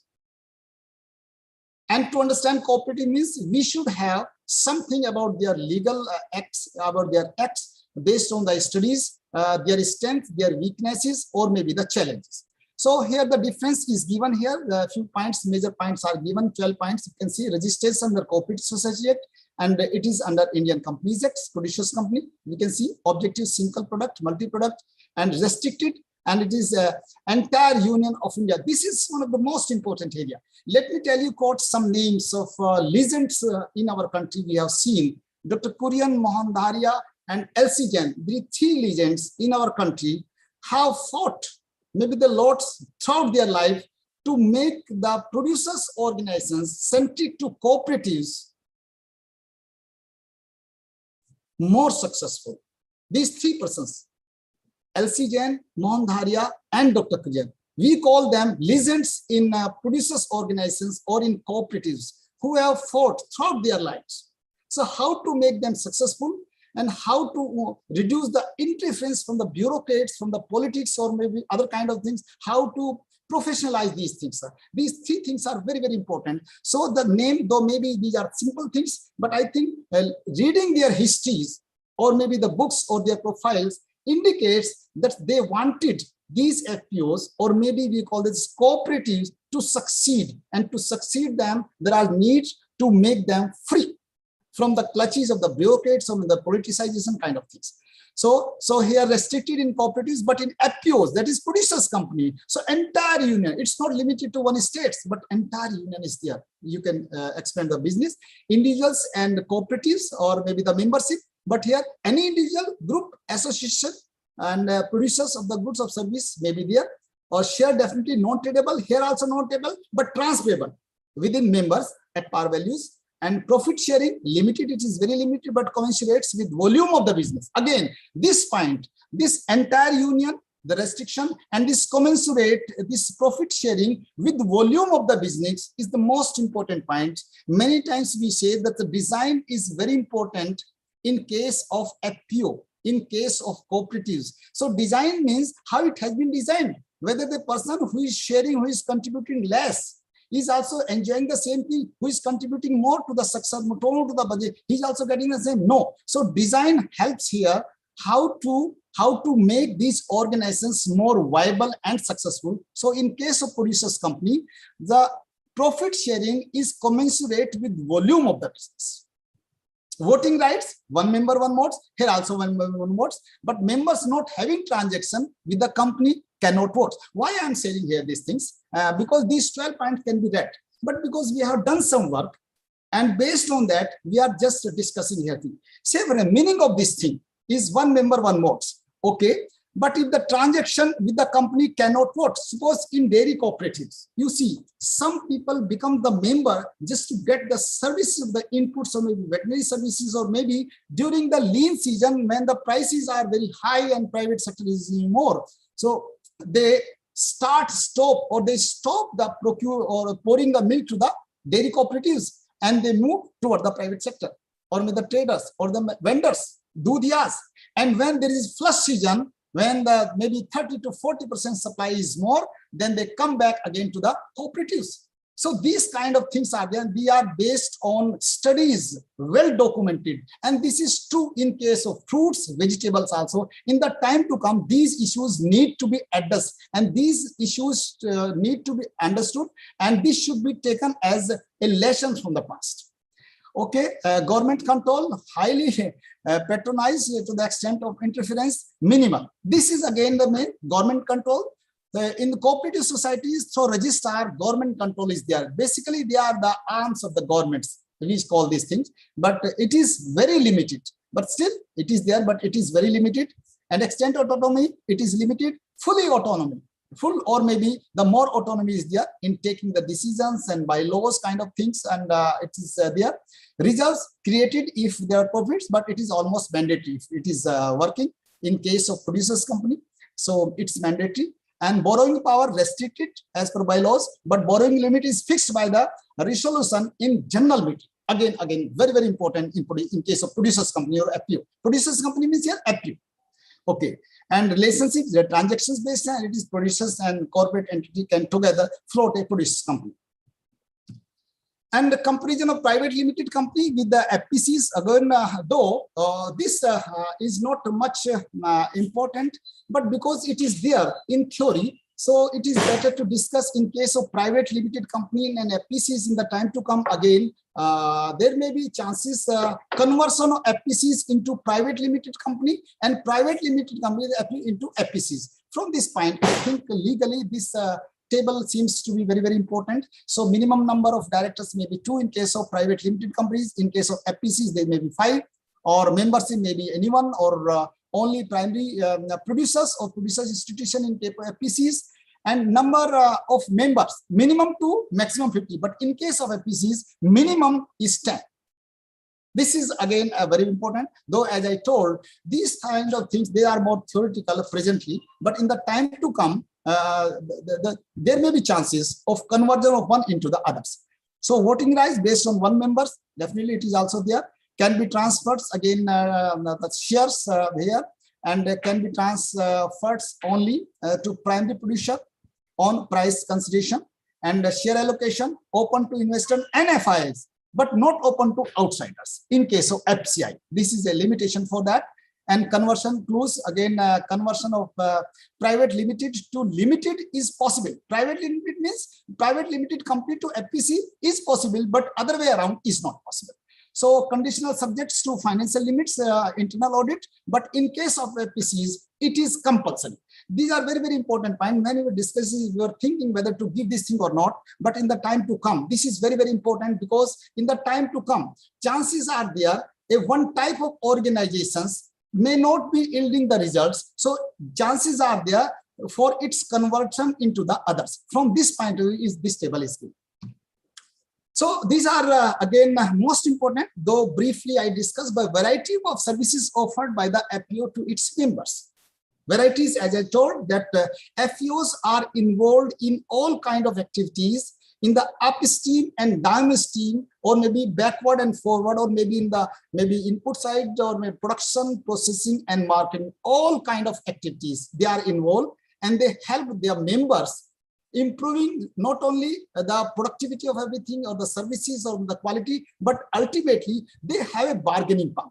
So these are the things which have been made here clear cut from the students' point of view. And organization services, organize farmers into farmer groups, production services, facilitation of production activities, and input supply service, most important one, they provide low cost and quality inputs, fertilizers, maybe the seeds, fertilizers, agrochemical, even the services also to members.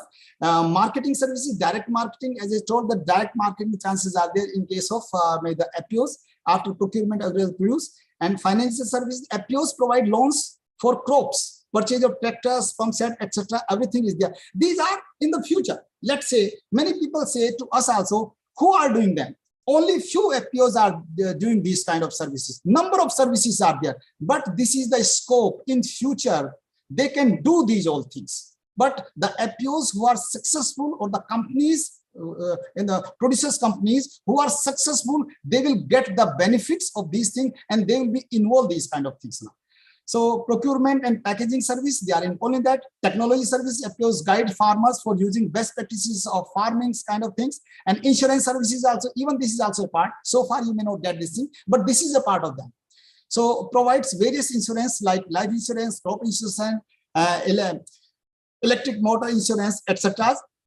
Education services, this is one part, like in cooperatives, identify training and extension needs of the farmers and fulfilling its. Value addition services, most important again, adding value to the farm produce locally and thus adds to profitability of the company.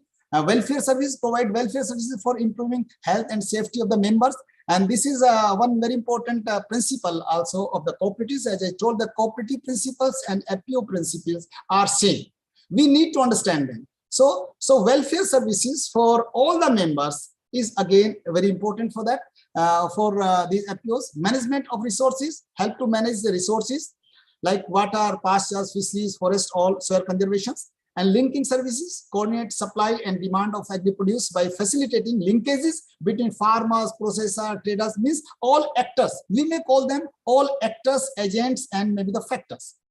And networking services help to get access of channel of information, that is about the product specifications, market prices, and make other business services accessible to rural producers. And obtaining grants help to obtain various grants from governments for rural welfare. Frankly speaking, when we conduct the studies and we go to the field and we discuss with the farmers, particularly, many schemes are such the farmer don't know about those schemes. They don't know. So maybe roughly speaking, maybe 30–40% farmers don't know about the scheme, they can get the benefits. So the FPO, at least all the schemes, how farmers can get the benefits. And if there are some complexities involved, so FPOs can help them very easily. So this obtaining grants also there. So this was this table or varieties of services offered by FPOs. We need to understand these all services. They include all the businesses related to the farmers, whether backward side or forward side or production, processing, marketing sides. So they are more specifically written over here.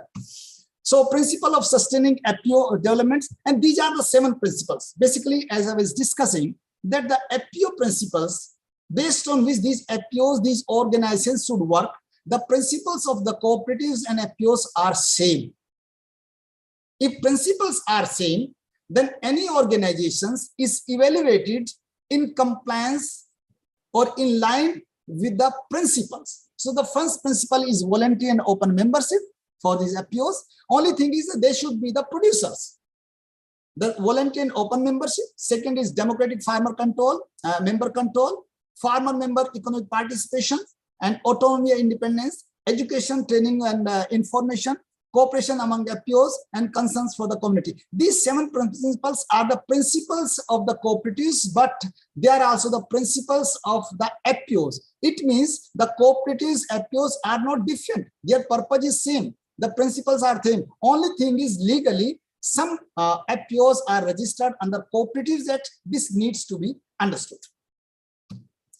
So before moving further, now as I was telling that this is one feature of this talk, that we have reviewed some work already done in the field of cooperatives, mainly the cooperatives, and based on that we have distilled some lessons. What are those lessons? We need to understand, and these lessons will help us, all the audience, in the time to come, to make the APOs successful.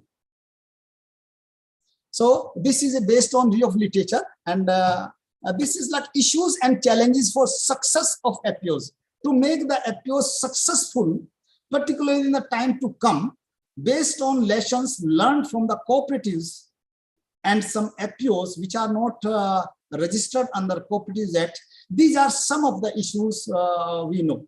First issue is government interference. Government interference is one of the issues in cooperatives. It has been since known. Some cooperatives are not successful mainly because of the government interference. Registrar is a person who is the government authority in cooperatives. But in case of APOs, there is no registrar. But other issues are there. Like governments can influence the activities from other routes, but registrar is not there. So in case of cooperatives, the registrar, due to registrar or government interference, their productivity, their performance is adversely affected. This is the common observation of many studies. Board and management interface, or maybe it is a kind of board and management. One is CEO, other one is board. Always there is some sort of, both are on loggerheads many times. The management, the director, chairman, they want something. Always they interfere in the activities, operations through the CEOs or the director who is responsible for the output. So normally it happens in case of cooperatives, but in case of successful APOs, it is not there. But in some APOs, it is there because some people in the committee, in the board, they influence the activities through various ways and through the CEOs. Archaic laws, in case of cooperatives, the law is archaic, like you cannot move in cooperatives from one state to other states. You cannot. You want to increase the business, you will have to see some other ways. So you cannot, unless it is multi-societies or maybe some other issues are there. So you cannot. So archaic laws are there. Even in case of, say for example, Amul is the best model. If you want to understand the APOs, the cooperatives, we want to make these APOs successful, Amul model from different angles needs to be studied. Like in case of Amul, the salary can be enhanced, can be reduced of anyone by the board. They have liberty, but not in case of most of the cooperatives. So normally in case of cooperatives, you cannot follow the norms which are the public sector, which are the private sector is following. In case of companies, they can set, they find the right kind of persons, they can give the benefits in different form, but in cooperative we cannot give. The same thing is likely to happen in case of APOs. Whether if they find a right kind of person who understand the objectives of the APOs and who is most eligible can take forward the institution in line of the objectives, he needs some more benefits apart from the monetary benefits, whether they can give or not. In cooperatives, this has been one of the reasons for the failure of most of the cooperatives in our country. In our country, most of the cooperatives are not successful except a few. This like Amul, maybe there's some other organizations, other cooperatives are there. So like Varna cooperative is also there, or maybe few are there, definitely successful. It means that this this law, Orchid law, put the hindrance in them.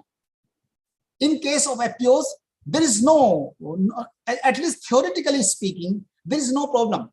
So member participants, all members should participate in the activities. In case of cooperatives, many cooperatives are defunct because of non-member participations. So in case of this Apos this is likely not to happen. So leadership, basically, as I discussed 3 names, even I should add one more name, Tribhuvan Das K Patel. In cooperative sector, Tribhuvan Das K Patel, LC Jain, Mohan Dharia, and Dr. Kurian. These 4 or 5 persons, we used to call them legends. So this was a charismatic leadership. As far as the cooperatives or as far as these Apos are concerned, success of the Apo or any organization, producers organizations who are based on the profile, based on the member whose profile is mediocre, is based on the leadership. Whether it is a kind of charismatic leadership, whether leaders has the knowledge, leader lives with the objective of the organizations, whether leaders has the qualities like ethics kind of things which are mentioned in the value system. It is difficult to find a leader. Leader may be intelligent, but whether he thinks about the members, about the welfare of the member, about the organizations, wants really to realize the vision of the organizations, this is a difficult thing, even cannot be taught in the classroom.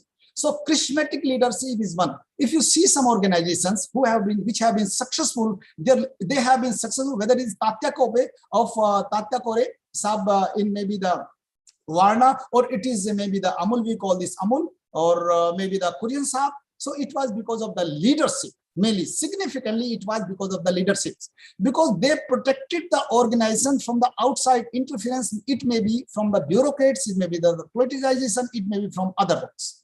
So the professionalization, again, most of the organizations are failed because there is no professionalization. Means they are not maintaining the reports, even records. So a professional, even there have been some recommendations from the Reserve Bank of India that these organizations should have at least some professionals in their board. Professional means these Apos or maybe the cooperatives, they should have some professional who is exposed to the systems. Otherwise, a Harshad Mehta case was there, let me tell you, and the story is then long in the newspaper. Even that times, Dr. Reddy, who was deputy governor of Reserve Bank, he made this point about these Apos and cooperatives, that the board should have some professionals who can understand the things about not only the financing, about the activities. He should not be simply a person who doesn't have the background or the knowledge of the activities. Accountability of the members. Here, accountability means that in case of these cooperative kind of things, the CEOs or maybe others, they are maybe the bureaucrats, but transfers is happening time and again. So even when assignment is given to some persons, responsible persons, there should be sufficient time to accomplish that kind of things. This is the meaning of that. Free from politicization, already we discussed. Level playing fields. In case of cooperatives, normally there is no level playing fields. We believe that in this Apos, at least which are registered under this Companies Act, now they will have the level playing field. Level playing fields, whatever the situation, whatever the benefits of the policies are there for the companies, they all will enjoy the same. Even in case of cooperatives, they may not enjoy. They can enjoy only to some extent. So designing or redesigning, this is one case which at least some authors of maybe the very senior peoples like Dr. Tushar has focused on this area, designing or redesign. Any organizations, including the Apos, if they want to succeed, they will have to redesign their system. Maybe it may be a part of facilities or maybe a kind of computerization or adopting the technologies, timely adoption of the technologies, systems, and understanding of the overall change in the dynamic environment around the activities that organizes. So maybe like Mahi Milk Producers Limited Company, to understand this point, because this is very, very important from the point of Apos. Like Mahi Milk Producers Company, where we also have done some work, one study in Saurashtra regions. What they are doing, if the member is not pouring milk, this is the producers company, this is the Apo, registered under Companies Act. Okay, if the member is not pouring milk less than 200 liters a year, he will be debarred from the facilities. He will no more be the members. Or maybe there are some conditions that the member should contribute this much, otherwise no voting right kind of things. This is not in case of cooperatives. So design is very, very important. Even for the success of some organizations, if one or two members are such who have different kind of their maybe the vested interest, they fulfill those interests through other members who are just for namesake. Lack of capital, this is very common for cooperatives as well as for APOs. Whatever APOs we have seen so far, they are facing this problem, but now they will increase. I mean, their activities will increase. So I think in the time to come, the time will tell whether how much is the lack of capital and how it is to be fulfilled. And these are the things which I have done. I will not show. It is from the point of view of some the students or the faculties. These are some issues. Already I have discussed these things, so I will not be discussing. These all issues we have discussed, and these are one paragraph I have given. I will be skipping these things. Slodge, member participation, lack of professionalism and accountability, level playing field and leadership, politicizations, and mismanagement, and designing and redesigning, and lack of recognition of cooperatives as economic institutions. Again, this we have not done. So even the governments consider that in case of APOs, this is not a problem. They are purely professional and economic institutions or entities. Even the cooperatives, many people don't consider cooperatives as economic entities.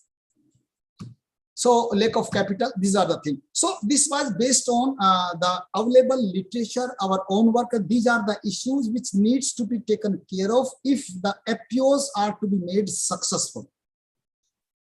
So national scenario of APOs, this is now coming directly to APOs. This history, we know that it is starting in 2013. Now we have the acts and it is under Producers Company Act.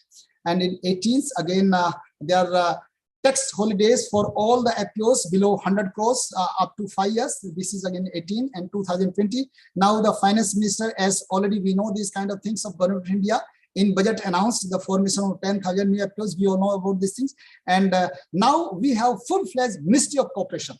If you see the purpose or the objective of this Ministry of Cooperation is to succeed or maybe to make successful cooperation in our country, mainly in case of the farmers. Cooperation or APOs, cooperatives or APOs. This is the purpose. It is well documented, well mentioned on the website also of this ministry. So formation of producers company, it may be by fresh incorporation or by conversion from the cooperatives, if it is producers company or APO, what you call this, or it may be, and this is the estimated cost of incorporation of a producers company. This is just we have taken for the past maybe 5 years back. We have taken maybe slightly figures may have changed, and these 8 issues are there. In particular, applications for name of the PC, digital signature, its fees, approximate amount is given, and stamp duty, registration, fees of CA, stamp cancellations, affidavit, and share transfer kind of things. So these are the issues for getting registered your APO. Producers company, these are the particulars, and these are the approximate amounts. It was 4 to 5 years back, it was 37,550. It may be slightly, maybe some change, but this is very important for those who are looking to get their APOs registered. And this is the structure. 3 ways are there. How, what kind of structure of APO? Members are the basic. They should be the producers basically, and general body, then board of directors and chief executives responsible for the operations. And he's supported by secretaries, and then had departments and the staff.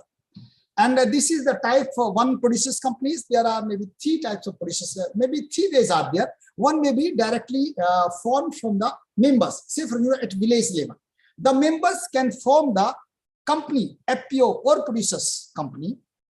Members at the village level, they can form. It may be in one village, it may be in one area, it may be in one district. It's up to them. Okay, so direct members can make the producers company, or maybe members and producers institution both jointly can make. Say for example, in one village or in regions, some people have come together, they want to make a farmer producers organizations, and some self-help groups are there already working. Self-help groups or maybe the cooperatives, they are already working. So these groups or maybe producers institutions and members, so members can make the group, and these groups can make the producers company. This may be one other way. And third one may be the members as well as these producers institutions together can make the producers company. So these three ways are there. So we can make the producers company. And this is the expansion and status of Apos today in our country almost. And the expansion appears in number of states in 30 states, number of districts 493 districts. Number of Apos, somewhere it is more than 7,500, but it is here over 7,000 Apos under SFACs, NABARD, state governments, departments, and civil society organizations. So over 7,000 Apos are there today. So expensive Apos Gujarat, as far as Gujarat is concerned, because we are working in Gujarat, so the number of districts covered 22 and number of Apos so far is 234 Apos. And expensive of Apos in India under central schemes is given over there. Number of states 28, number of Apos registered 630, and Apos under the process of registration 611. And is in expansion in Gujarat, it is given number of Apos under process of registration 31. And based on that, if you see the status of Apos in India, average number of shareholders per FPC or are around 500 to 600. Average number of shareholders, it is 500 to 600. 50% of FPCs are in 4 states, that is Maharashtra, Uttar Pradesh, Tamil Nadu, Madhya Pradesh, and 2.6 FPCs per 1 lakh of farmers with current FPO and farming population, and 40% of registered FPCs, farmer producers companies in India, have paid up capital more than rupees 10 lakh and actives. Very, very important to get the benefits. And this is nature of legal entity. 3 are there. One is the farmer producers companies, other one is cooperative, and third one is trust. And based on that, what we have discussed so far, and based on that, 84% are farmer producers companies and 4% are trusts, and cooperatives are 12%, which are registered. And these are various schemes for promotion of Apos. Though these schemes details are available, nowadays the details are available, and even online details are available, but the points are there. Government of India's schemes, agriculture marketing infrastructures, mission for integrated development of horticulture, Deen Dayal Antyodaya Yojana, National Rural Livelihood Missions, and Operation Greens, we all know, a creation of backward and forward linkages, and Reserve Bank of India and financing institutions. They have these 4 schemes. RBI has included financing of Apos up to rupees 2 crore under direct agri finance under priority sector, which is 40%. And 100% tax exemptions for Apos with annual turnover up to rupees 100 crore for 5 years, and cash credit term loans for Apos for business activities. This is from the RBI side. And as far as NABARD is concerned, that it has again 3 points as far as these assistance schemes are concerned. Producers Organizations Development Fund, the Producers Organizations Development and Upliftment Corpus Fund, National Advisory Committee, dedicated web portal, training modules, seminar, state-wise Apos company. For this all, the fund is provided. And NAB Kishan Finance Limited for meeting credit requirement of Apos. This is from NABARD side. And for SFAC is the main institution of the government of India responsible for these Apos, 10,000 Apos, which are supposed to be formed and made successful even up to 2024. So this is equity grant schemes, credit guarantee fund schemes, and venture capital fund assistance. Indian Council of Agriculture, ICR also helps through some schemes, through KVKs, technical support to Apos through KVKs. KVK also can help the Apos through ICR. And these are schemes to support Apos. And the important point is the equity grant fund. That is, if say you have up to 30 lakh rupees, it is there. So extend supports to the equity base of PCs by providing matching equity grants subject to maximum of 50 lakh. Up to 15 lakhs only matching that. If you have 15 lakhs and 15 lakhs you can get, so 30 lakhs you can have the amounts per FPC in 2 tranches within a period of 3 years. Means within a period of 3 years you can have 15 lakh. But your total should be to address nascent and emerging FPCs which have paid up capital not exceeding 30 lakh. Your total paid up capital should be 30 lakh. If it is more than that, then you are not eligible for this 15 lakh. If it is less than 30 lakh, then you should have matching means 15 lakh, you have matching. So 15 lakh you can get the 15 lakhs. So operated by Small Farmers Agribusiness Consortium, SFAC, as I told, this is the major agency of Government of India. And credit guarantee fund, again, to provide collateral-free credit to APCs by covering their lending risk up to 1 crore, and operated by small farmers agribusiness consortium. Again, this is again very collateral-free, but they need to cover, they need to have some level of success. Mission on agriculture mechanization, it is mainly related to drone. Apos would be eligible to receive grants up to 70% of the cost of agriculture drone for its demonstrations on the farmer's field. It is to encourage the mechanization at farmers level by with the help of this system of Apos. Because ultimately, how to get the benefits of capital intensive technologies or how to improve the quality of anything, it needs the capital. So to address that issue, mainly the drone, so 75% of the cost of agricultural drone for its demonstration on the field is given. A contingency expenditure of rupees 6,000 per hectare would also be provided. 40% of the basic cost of the drone and its attachments, or rupees 4 lakhs, whichever is less, would be available, and the financial assistance and grants would be available until March 31st, 23. So far it is not there, but it is approved. So far you cannot see, but these APOs who are in line, they can get in the time to come these benefits. Very, very important schemes to support the APOs to make them successful. Even, let me tell you one point, because we are also having the MBAs.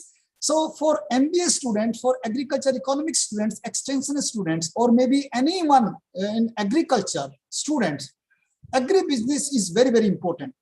And for agribusiness, entrepreneurship is again important. For that, these students, these people, these persons who have backgrounds, they can start, they can be a member of APOs, they can become the CEO, and ultimately they can get the benefit of these all schemes in the time to come. Small, normal farmers are unable to get the benefits, but it needs some vision, whether you want to do that or not. Because they are also in one way professional. MBAs, agriculture economists, they are also professional. They understand these things. Otherwise, the benefit of 1 crore rupees or collaterally a normal farmer cannot get. Or maybe up to 75% benefits on the drone. Only APOs can do this. And APO will do if the members are such which know about these things. So this is one point which is not in the literature, but with the help of our discussion with some, maybe the industries, we are making this point over here. Major benefits to farmers through APOs, though whatever we are discussing, already we are understanding this, what are benefits, but reduction in cost of production due to bulk procurement, we know, increased production through adoption of modern agriculture practices, crop diversification and cultivation, high value commercial crops. This is important, and APOs, for APOs, this is the most important, which can be addressed with the help of the APOs, and bulk transport to reduce marketing costs, enhancing net income of the farmer. This is just getting the benefit of economic scale in economic term, if we say. So improve bargaining power. Ultimately, this is the ultimate purpose, whether it is in input side or maybe processing side or maybe it is the distribution side, it is improving the bargaining powers. And bargaining power also improves based on the getting the benefit of economic scale. The supports to other services required for business transactions, reduction in post-harvest losses through value additions, and improved net income to farmers on sustainable basis. These are some of the benefits which the farmers can get. These are actually, as a theoretician, these are the points, but they have been observed by some analysis and observations associated with the observations of some APOs and cooperatives. And organizations for the implementation and supervision of organizations, they are basically the 3 implementing agencies are 3. And basically, ministry is the Ministry of Agriculture and Farmers Welfare. We all know, already we discussed. And National Project Management Agencies there. And implementing agencies, most important, SFACs and NCDC and NABARD, or the Farm Producers Organization, cluster-based business organizations. There are 3 things are there. In implementing agencies, NCDCs differ only on one way. Because the National Cooperative Development Council, this is very, very important organization at national level. Its mandate is to form and encourage the cooperatives, and cooperatives also part or maybe ultimately APOs. But the organization registered under Cooperative Acts can get the benefits of the schemes or other things of NCDCs only. This is the only point.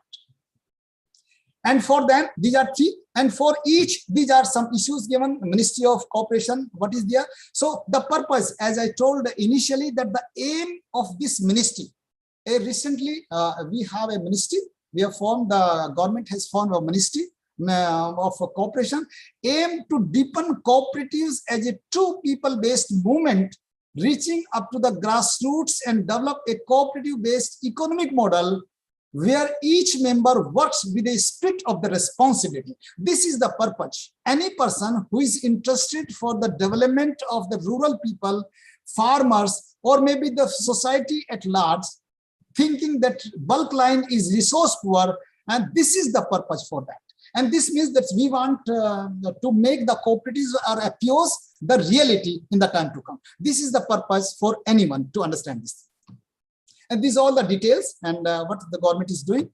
And role of NABARDs, again, as I told, 3 implementing agencies are there. So the role of NABARDs, we all know, NABARD is the major agency for different kind of schemes. So producers organization, 3 types of roles are there. Producers organizations development fund through it, and Producers Organized Development Fund and Development Corpus, already we discussed. Central sector schemes for promotion and nurturing of farmers, producers organizations.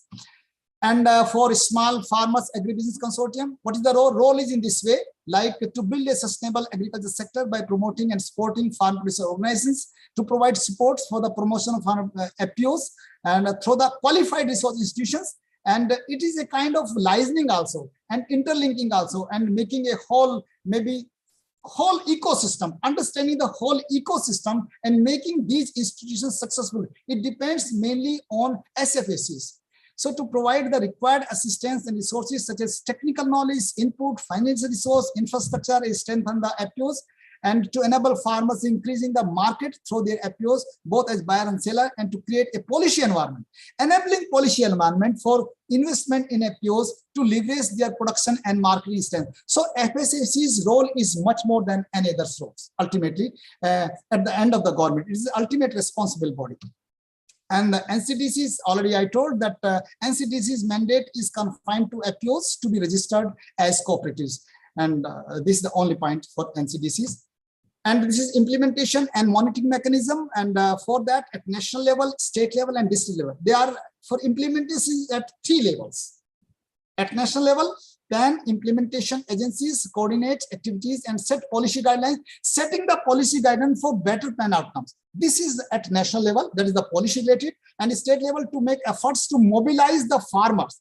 The framework is designed to provide a variety of services and post-production services, and district level implementation is more important. And this is a coordination among the appointees is important for the district's cluster level monitoring of the schemes and for the actual success of the effective schemes and for the benefit of the assumed farmer members. Now, therefore, district level monitoring committee, that is DMC, has been constituted. It means this committee's role is much more important than any other committees or any other level's role in all these 3. And this is the recommendation for enabling Apos ecosystem. This whole include the whole ecosystem. We can take from any sites, like maybe the channelizing resources for Apos promotion and strengthening. Resources like we have discussed in review also. So always capital crunch is there. So continued and increased funding supports for Apos, promoting schemes convergence through Apos, and strengthening institutional governance, incorporating effective design principles like subcommittees, etc., using simpler technologies to aid community meetings and participations, and the trainings, again very important.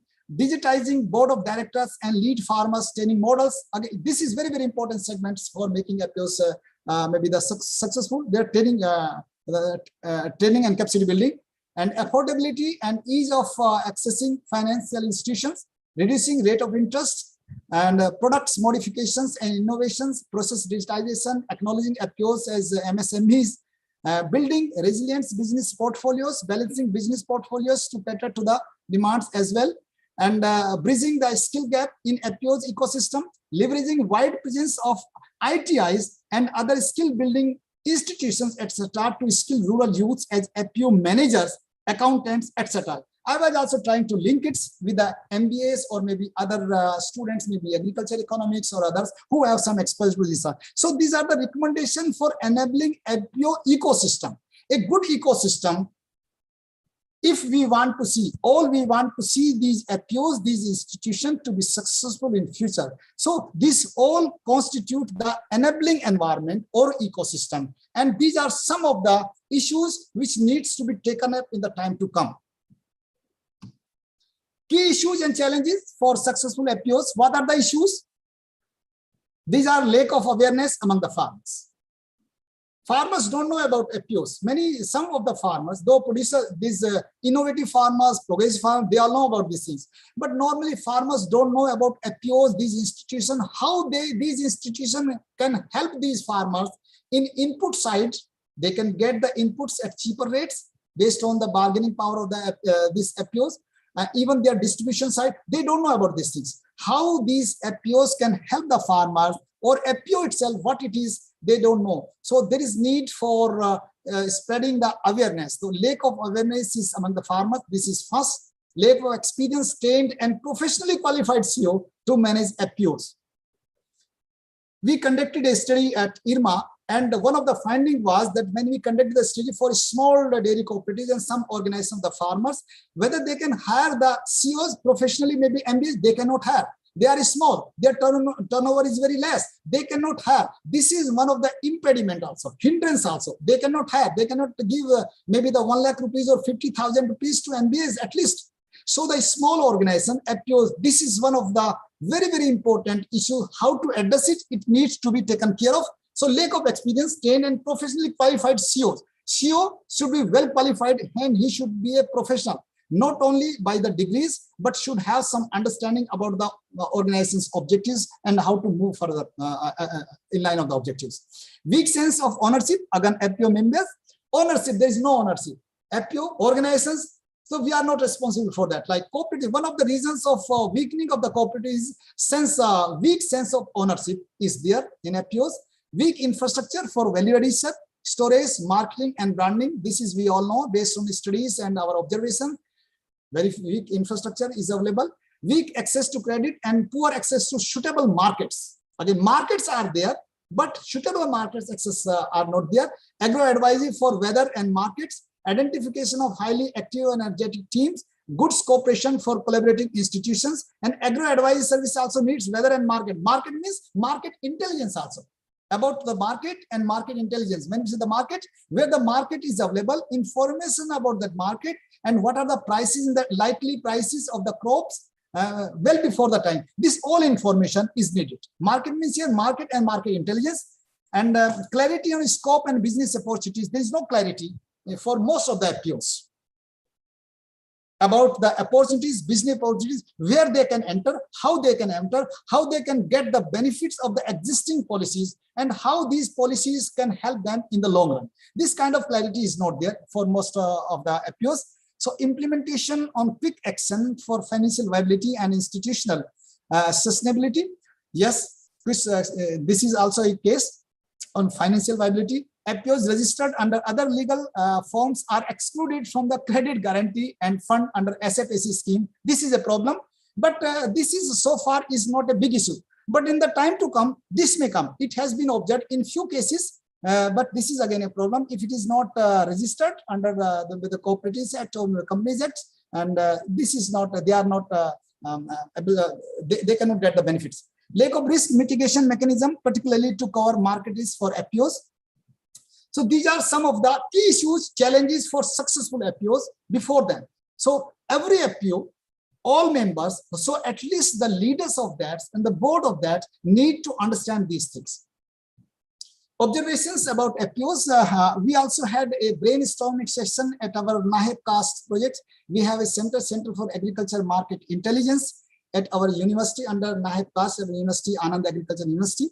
And Dr. Ganga Devi is the CCPI of one of the groups wherein this detailed and rigorous study is going on at appeals. So we also had a brainstorming session of progressive farmers and some academicians, some other people, knowledgeable persons. And in this session, a few points have emerged. Dr. Ganga Devi has already shared these things, but I'm here because many students or maybe the audience who are here, they can also get the benefit of these things. So suggestions emerged from that session on appeals is that The government should purchase the produce from farmers FPO at minimum support price, though it is difficult, but this is one of the suggestions from the progressive farmers who attended the meeting. Yes, this is a point. So procedural guidelines of FPOs should be provided in local language for easy understanding to the farmers. Number of FPOs suggested that FPOs should also get permission to become agency for cattle feed. This was specific to some of the farmers in Gujarat, and agriculture universities and departments should provide information related to prices, weather, and different agronomical practices. Mainly when we say apart from weather and other agronomic practices, it is the market intelligence about the prices of the produce, what is likely to be, so that farmers can know something before sowing of the crop or before harvesting the crop. There should be some mechanism. We also have suggested this thing based on our Center for Agriculture Market Intelligence, that there is need for establishing some market intelligence center at regional level in each state. And the information should be shared to the farmers timely. This is very, very important. And to organize the awareness programs for farmers regarding FPOs through state agriculture universities, NGOs, state agriculture department, and related other institutions. Though some programs are going on, but there is need for more programs so that the farmer can know more about these FPOs. FPOs way forwards, and when I say the way forwards, already whatever we have discussed in line of the futuristic or maybe the future of these FPOs is to designate a nodal department for its implementation by bringing synergy among various stakeholders at state level, and maybe identification of commodity clusters and different agroclimatic conditions for production, aggregation, validation, marketing of produce. And government may establish FPO incubation center. Very important issue, which needs to be addressed seriously for providing technical hand-holding to FPOs for their business development. It will not only train the FPOs, but any kind of problems about the FPOs can be addressed over there. So digital linking of FPOs with the stakeholders for real-time and online marketing for better price realization may be encouraged through appropriate policy intervention, that is the moving in tandem with the technologies, particularly the communication technologies. And this is again the Ministry of Corporate Affairs may consider relaxation in the Companies Act for limited equity participation of value chain services service provider with certain ceiling to ensure that decision-making power remains with primary producer. Basically, this is the concern from the future's point of view, that it should not, the ultimate ownership or ultimate power should remain with the people of Apos members. Apos may be exempt from statutory and regulatory compliances, as also from payments of penalties on default in certain compliances relating to timeline for filing of returns, maintenance of registers, etc., for a period of at least 5 years. And it means when the FPO is formed, from the date to 5 years, from the date of registration, to enable them to adjust to the regulatory business environment, stabilize operations under ease of doing business, and get equipped with various statutory, non-statutory provisions of the Companies Act. And this is in brief the way forwards. There are multiple opportunities and avenues available for unlocking FPO's potential. And these are few in briefs, it's available. So like FPOs they may be in relation to the credit and infrastructure supports, food processing and value addition. In food processing, value addition, most important part. At least the small farmers, marginal farmers are not near about of the benefits of these kind of things. Only FPOs, if they are in the they are following the theory of collectivism, they are in groups and they have formed the FPOs, they can get the benefits. So these are unlocking FPOs. So these are the areas. So food processing and value addition, training and capacity building, engaging rural youth, research, innovation and outreach, and export and GI tax. These are few very, very important areas which I think we need to understand, and where is these jointly indicate the potential, high potential of FPOs in the time to come. And these are few case studies. If time permits, Dr. Ganga Devi, I can go ahead with these case studies. You please let me know. Yes, sir. Yes, sir, no problem. Yeah. Okay, sir. So a few case studies we have taken, and like case of Sri Lanka. Why I have taken one case of Sri Lanka? We also reviewed something in earlier one study. So when Sri Lanka is close to India, and the conditions in Sri Lanka are similar to India, though not in the past few months. This is a different situation, but overall, as far as the agriculture production, the farmers are the kind of things are there. So in Sri Lanka, I'm reading these few lines as such: are investor-owned companies, farmer companies are investor-owned companies established under the Companies Act as people's companies registered with the registrar of the companies in Sri Lanka. Okay. They can, now I am coming to the points. What are the problem lessons from these Sri Lanka's producers companies which India can learn? So in addition, the maximum number of share a farmer can own in this company is limited to 10% of share. These companies were organized by different government agencies and membership raised from 200 to 2200 each, and they were involved in different stages of the agriculture value chain, like input supply, procurement, selling, packaging, etc. Means all activities, what we are calling in backward and forward, or maybe production related, processing related, the market related, all. So they are there. So what are the problems in Sri Lanka? Most of the small farmer companies in Sri Lanka failed due to various reasons. And we feel these are important. At least they may give us some, maybe the insight from there and a kind of lessons.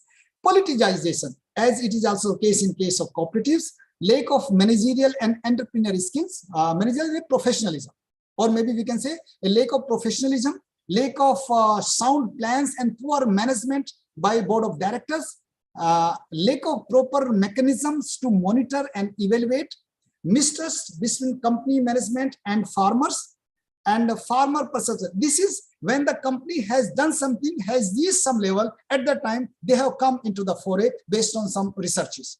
Okay, farmer perception of the company as a service provider and awareness gap between shareholders and the company, and restriction on share capital ownership. These 7-8 issues based on the companies of farmer producers company in Sri Lanka, we have listed here so that they can help our maybe the audience regarding this producers company, future of Apos or producers company in our country. This I have taken one. So one study we, as I mentioned while discussing earlier, so we also conducted a study in Saurashtra region, and that was a small study, but very, very important study. Dr. Ritambra, who is no more with us, and she has joined some other institutions. She was one of the co-author of this study in Saurashtra region. So let me tell you, to understand the significance of producers company, there is a cooperatives, amount-based cooperatives, as well as producers company in Saurashtra region. Both are existing. There is a coexistence. So the point was whether there can be the coexistence may be there or not, and how producers companies are better than cooperatives. Producers company means farmer, Apos we are talking here. So what we observed in this study, first thing is this Apo, that is producer Mahi Milk Producers Company Limited.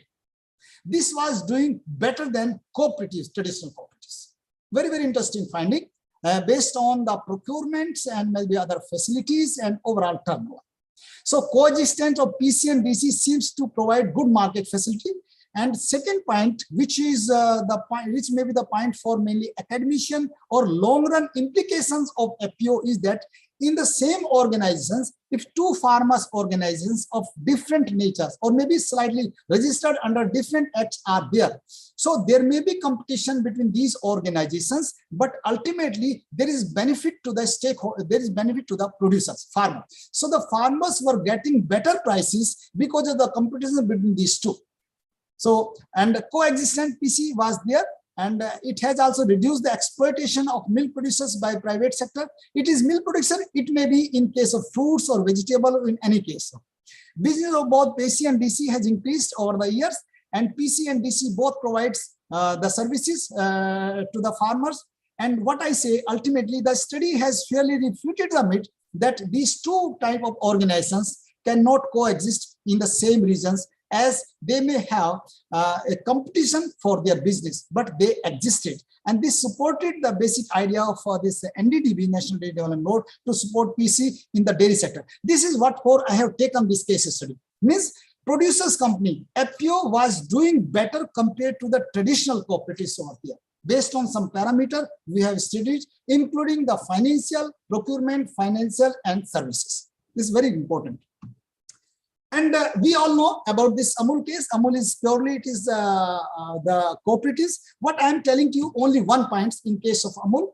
This all we know, the great leaders who have supported the cooperative movement or Apio movements, and their names are sufficient. Amul model is there. So I want to say only one thing. This is my interest to share with you, dear participants. You see the Amul. Ultimately, based on this presentation or talk, or ultimately following a theory of collectivism, what we want to do? We want to encourage the producer's share in consumers' rupee as far as marketing is concerned. This is only one aspect. But overall, we want to enhance the bargaining power, or we want to make the system more efficient, more transferable. This is the ultimate purpose, following the theory of collectivism or Apos. So the Amul is the best case nationally, or to some extent we can say fairly, internationally, it has proved it. It has proved, you see, these are the information for you, but my interest is in Amul, this 80 to 86% share. Amul ensures that 80% to 86% of consumers' rupee goes back to its dairy farmers. It means 80 to 86% producers share consumers' rupee. When you see the results of some studies, particularly in high value crops or maybe in vegetables case, which are highly perishable, high price volatility is there. 30 to 40% producer share is in consumers' rupee. Even in some cases, is less than that. Apart from huge losses, post-harvest losses. So by following this Apos theory of collectivism, or what we are discussing here, then we can increase the producer's share, we can improve the marketing, we can improve the marketing system, and this share can increase like Amul. This is the most important example internationally known. Even when we compare these figures with some other countries, maybe with Fonterra or others with other countries, so we find Amul is better than others. Even one organization is there, International Farm Comparison Network, IFCN. They publish annually a reports of these things. They also have brought to the fore that this is true in case of India in dairy sectors, because Amul is doing very good. So this for this, the ultimate purpose of this showing this Amul is only one point, that we can make the system, marketing system efficient through Amul. But this is only one part. It is a comprehensive. This following these principles of whatever we have discussed over here, or theory of collectivism or Apos. Apos can help the farmers in our country, who are 86% or so, in making not only the marketing system efficient, which will help them fetching the maximum prices from the changing economic environment, which is very, very dynamic. This is one thing, and they will also help, these Apos will also help the farmers for reaping the benefit of economic scales in the backward chain. Maybe the seeds, fertilizers, agrochemicals, all they can easily get in the larger quantities. And in processing, which is the third one most important, even a small farmer cannot think of that. And the government policies are benefits, or they are providing the benefits, or the benefit of the government policy is being reaped by only either the large farmers, who are maybe around 10 to 15% to be specific, if you go 15% or so, or by the traders, or by those who want to do the business in the agriculture sectors. So if you want to get the benefits maximum of existing government policies, apart from other things, Apio model is the best model for the farmers. So these are a few things. And one more study, which was done by NABARD, and they have said that based on a study done in Kerala, Madhya Pradesh, Odisha, Rajasthan, and overall samples, that these producers, Apios or producers companies are successful. You will see the trend in 16, 17 to 18. But ultimately the conclusion, what they are concluding, it seems to be slightly different. Making these Apios or producers companies successful, CEO's role is critical to the success of an Apio. This is what for I have cited it here. So the selection of the CEO, that is for operation, is very, very important. He or she should be a professional. He should be exposed to the mission of the organizations, and he should have some understanding about the not only organizations, about all those things, the institution, which can be linked with the objective of the institution, and ultimately can make successful these Apios. This is what I had to say in this presentation. And this is the concluding remark, already you know. So the farmers organizations based like Amul is a successful one. We are not saying here Amul. So the future of the farmer is in FPO's success, in the success of the FPOs in our country. If we want to see our farmers to compete in the open market, not only in the national but international market with the farmers of developed countries, then we have to make these FPOs successful in Latin and scripts.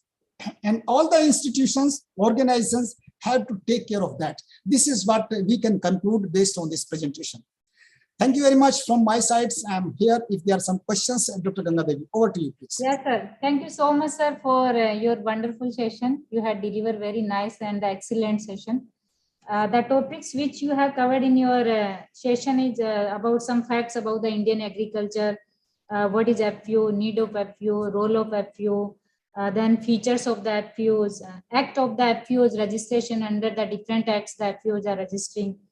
Then the difference between FPO and cooperative, private limited companies and the farmer producer company, services which is offered by the FPOs to its members, what are the issues and challenges for success of the FPOs, national scenario of the FPOs, structure of farmer producer companies, status of the FPOs in India as well as Gujarat particularly, then the various promotional schemes for FPOs, major benefits of FPOs for their members, organizations for the implementation and supervision of the organizations, Ministry of Cooperation that is separately, it is the step by our government, then role of NABARD, SFAC, NCDC, implementation and monitoring mechanism, recommendation, enabling FPOs ecosystem, and obviously the key issue challenges for successful FPO, and at last the FPOs way forward, and the many case studies also you have discussed. So, sir, thanks a lot for sharing your wide knowledge and the wide experience about the FPOs. So, wonderful session you have, sir. Now, I request to Roshni for putting some questions before you, sir. Okay. Yes. So, we are having some general questions, sir, from the participant side. Yes. So, yeah, Roshni, please. Thank you, ma'am. Sir, here.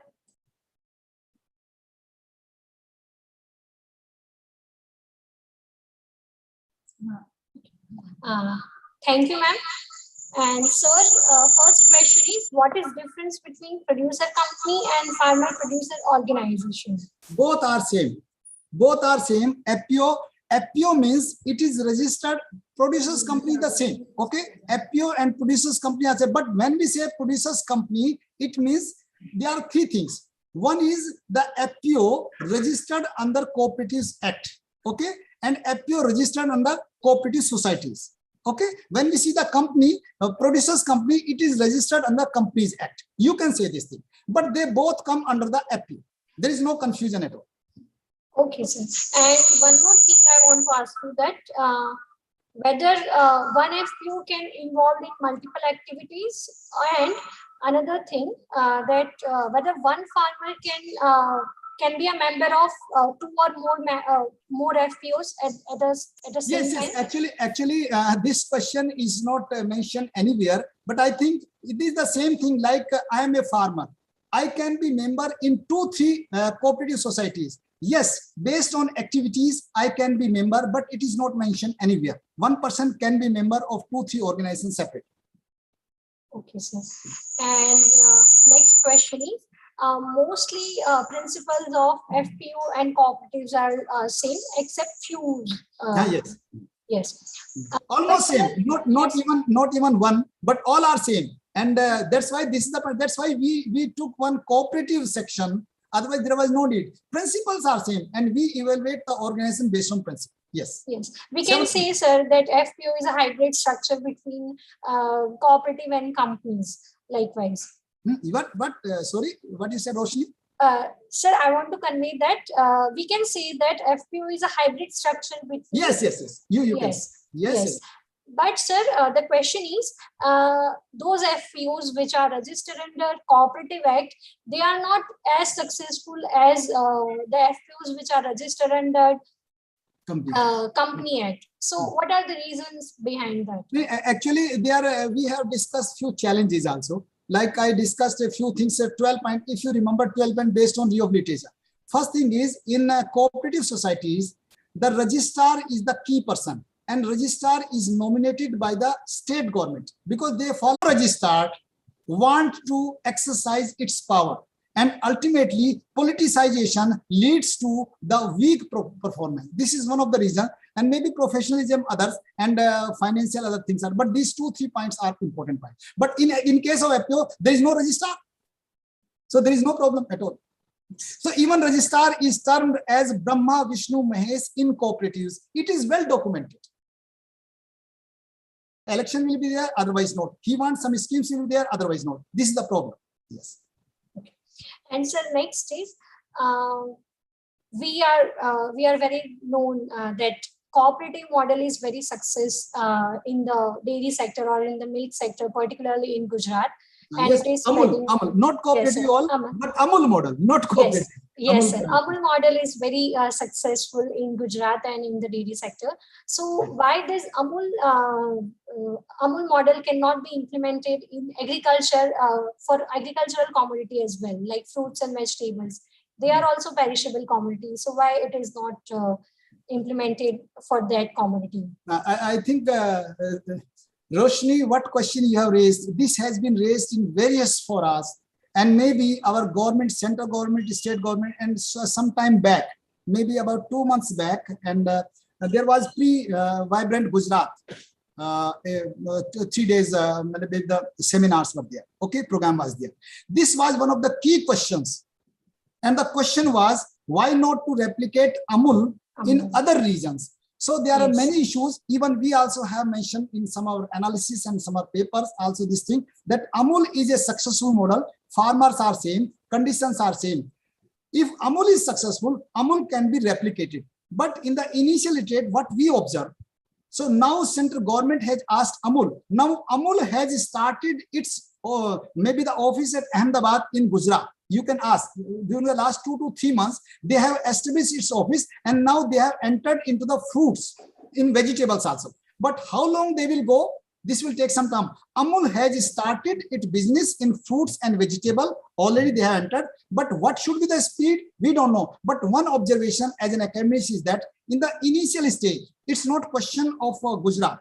But Amul or any successful, maybe the model, like Amul model can be replicated. It should be replicated. But in the initial stage, when we start some business, so there are some risks. Unless Amul is given some maybe the incentives, some profit, or maybe the some sort of financial support from the state governments, then Amul may not be interested. This is what we have suggested sometimes in our one of the document. But I think Amul should be replicated definitely, and chances are more for getting the success. Yes. And the next one is that there are so many FPOs at ground level. It is working, but sir, what about viability of that FPO, and how means they are not sustainable in operation? So what are your views on this? Actually, I have shown you one case study of NABARD. Okay, they all are successful. There are actually, this is the initial stage we can see, because 10,000 we are staying up to 2024 10,000, but they are more than that. We are shown more than that. So the FPOs so far, it needs some history. So some FPOs are successful and some are not. Now we have to see it. We have to see what are the problems. Like I have discussed some problem based on literature. The FPOs which are successful, first thing is that who are the members of that? Members, FPOs should be member-centric. What is the design of the FPO, and who are the board members of that? Whether professionalism is there or not, or maybe who is taking the lead. NABARD, SFACs and others, they can help you in starting, but ultimately these are the members and these are the committee member, board member. If the board members are of that level, or maybe the leadership is there, or professionalism is there, and sufficient funds are there, they are bound to succeed. In case of most of the FPOs, even financial crunch are there, and even member don't understand this. There is no owning things kind of thing. So 4 or 5 issues are there, but so far it is the initial stage, and in the time to come, they should succeed. Okay, so this is last question from our side, that in some states, FPOs are also engaged with the input services, but such kind of services are not uniformly spread over the area and over the state or over the nation. So, so what are the reasons behind this? Actually, it depends on the FPO's activity mandate. Suppose what is the FPO may be the holistic form, like maybe for one commodity, everything comprehensive. It may be only in procurement, it may be only in processing, it may be only in distribution, it may be whole. If the FPO's activities are including the input services and everything for its member, then they can do. So this cannot be uniform because the purpose or objective of the FPO may vary from one to other. Okay, so based on the purpose of FPO, yes, purpose is more important. But as far as theory is concerned, so this should be same for all. If the activity is taken up, objectives are same. Okay, sir, this is all for your session. And again, I would like to thank you, sir. Thank you very much for such a comprehensive discussion and detailed talk on a crucial topic, that is FPO. Thank you, sir. Thank you, Roshan. Okay, thank you. And there is one announcement for participant as well, that we are ending our session here, and we will meet for next session at sharply 2 p.m. On the same platform. So until then, goodbye and have a lunch.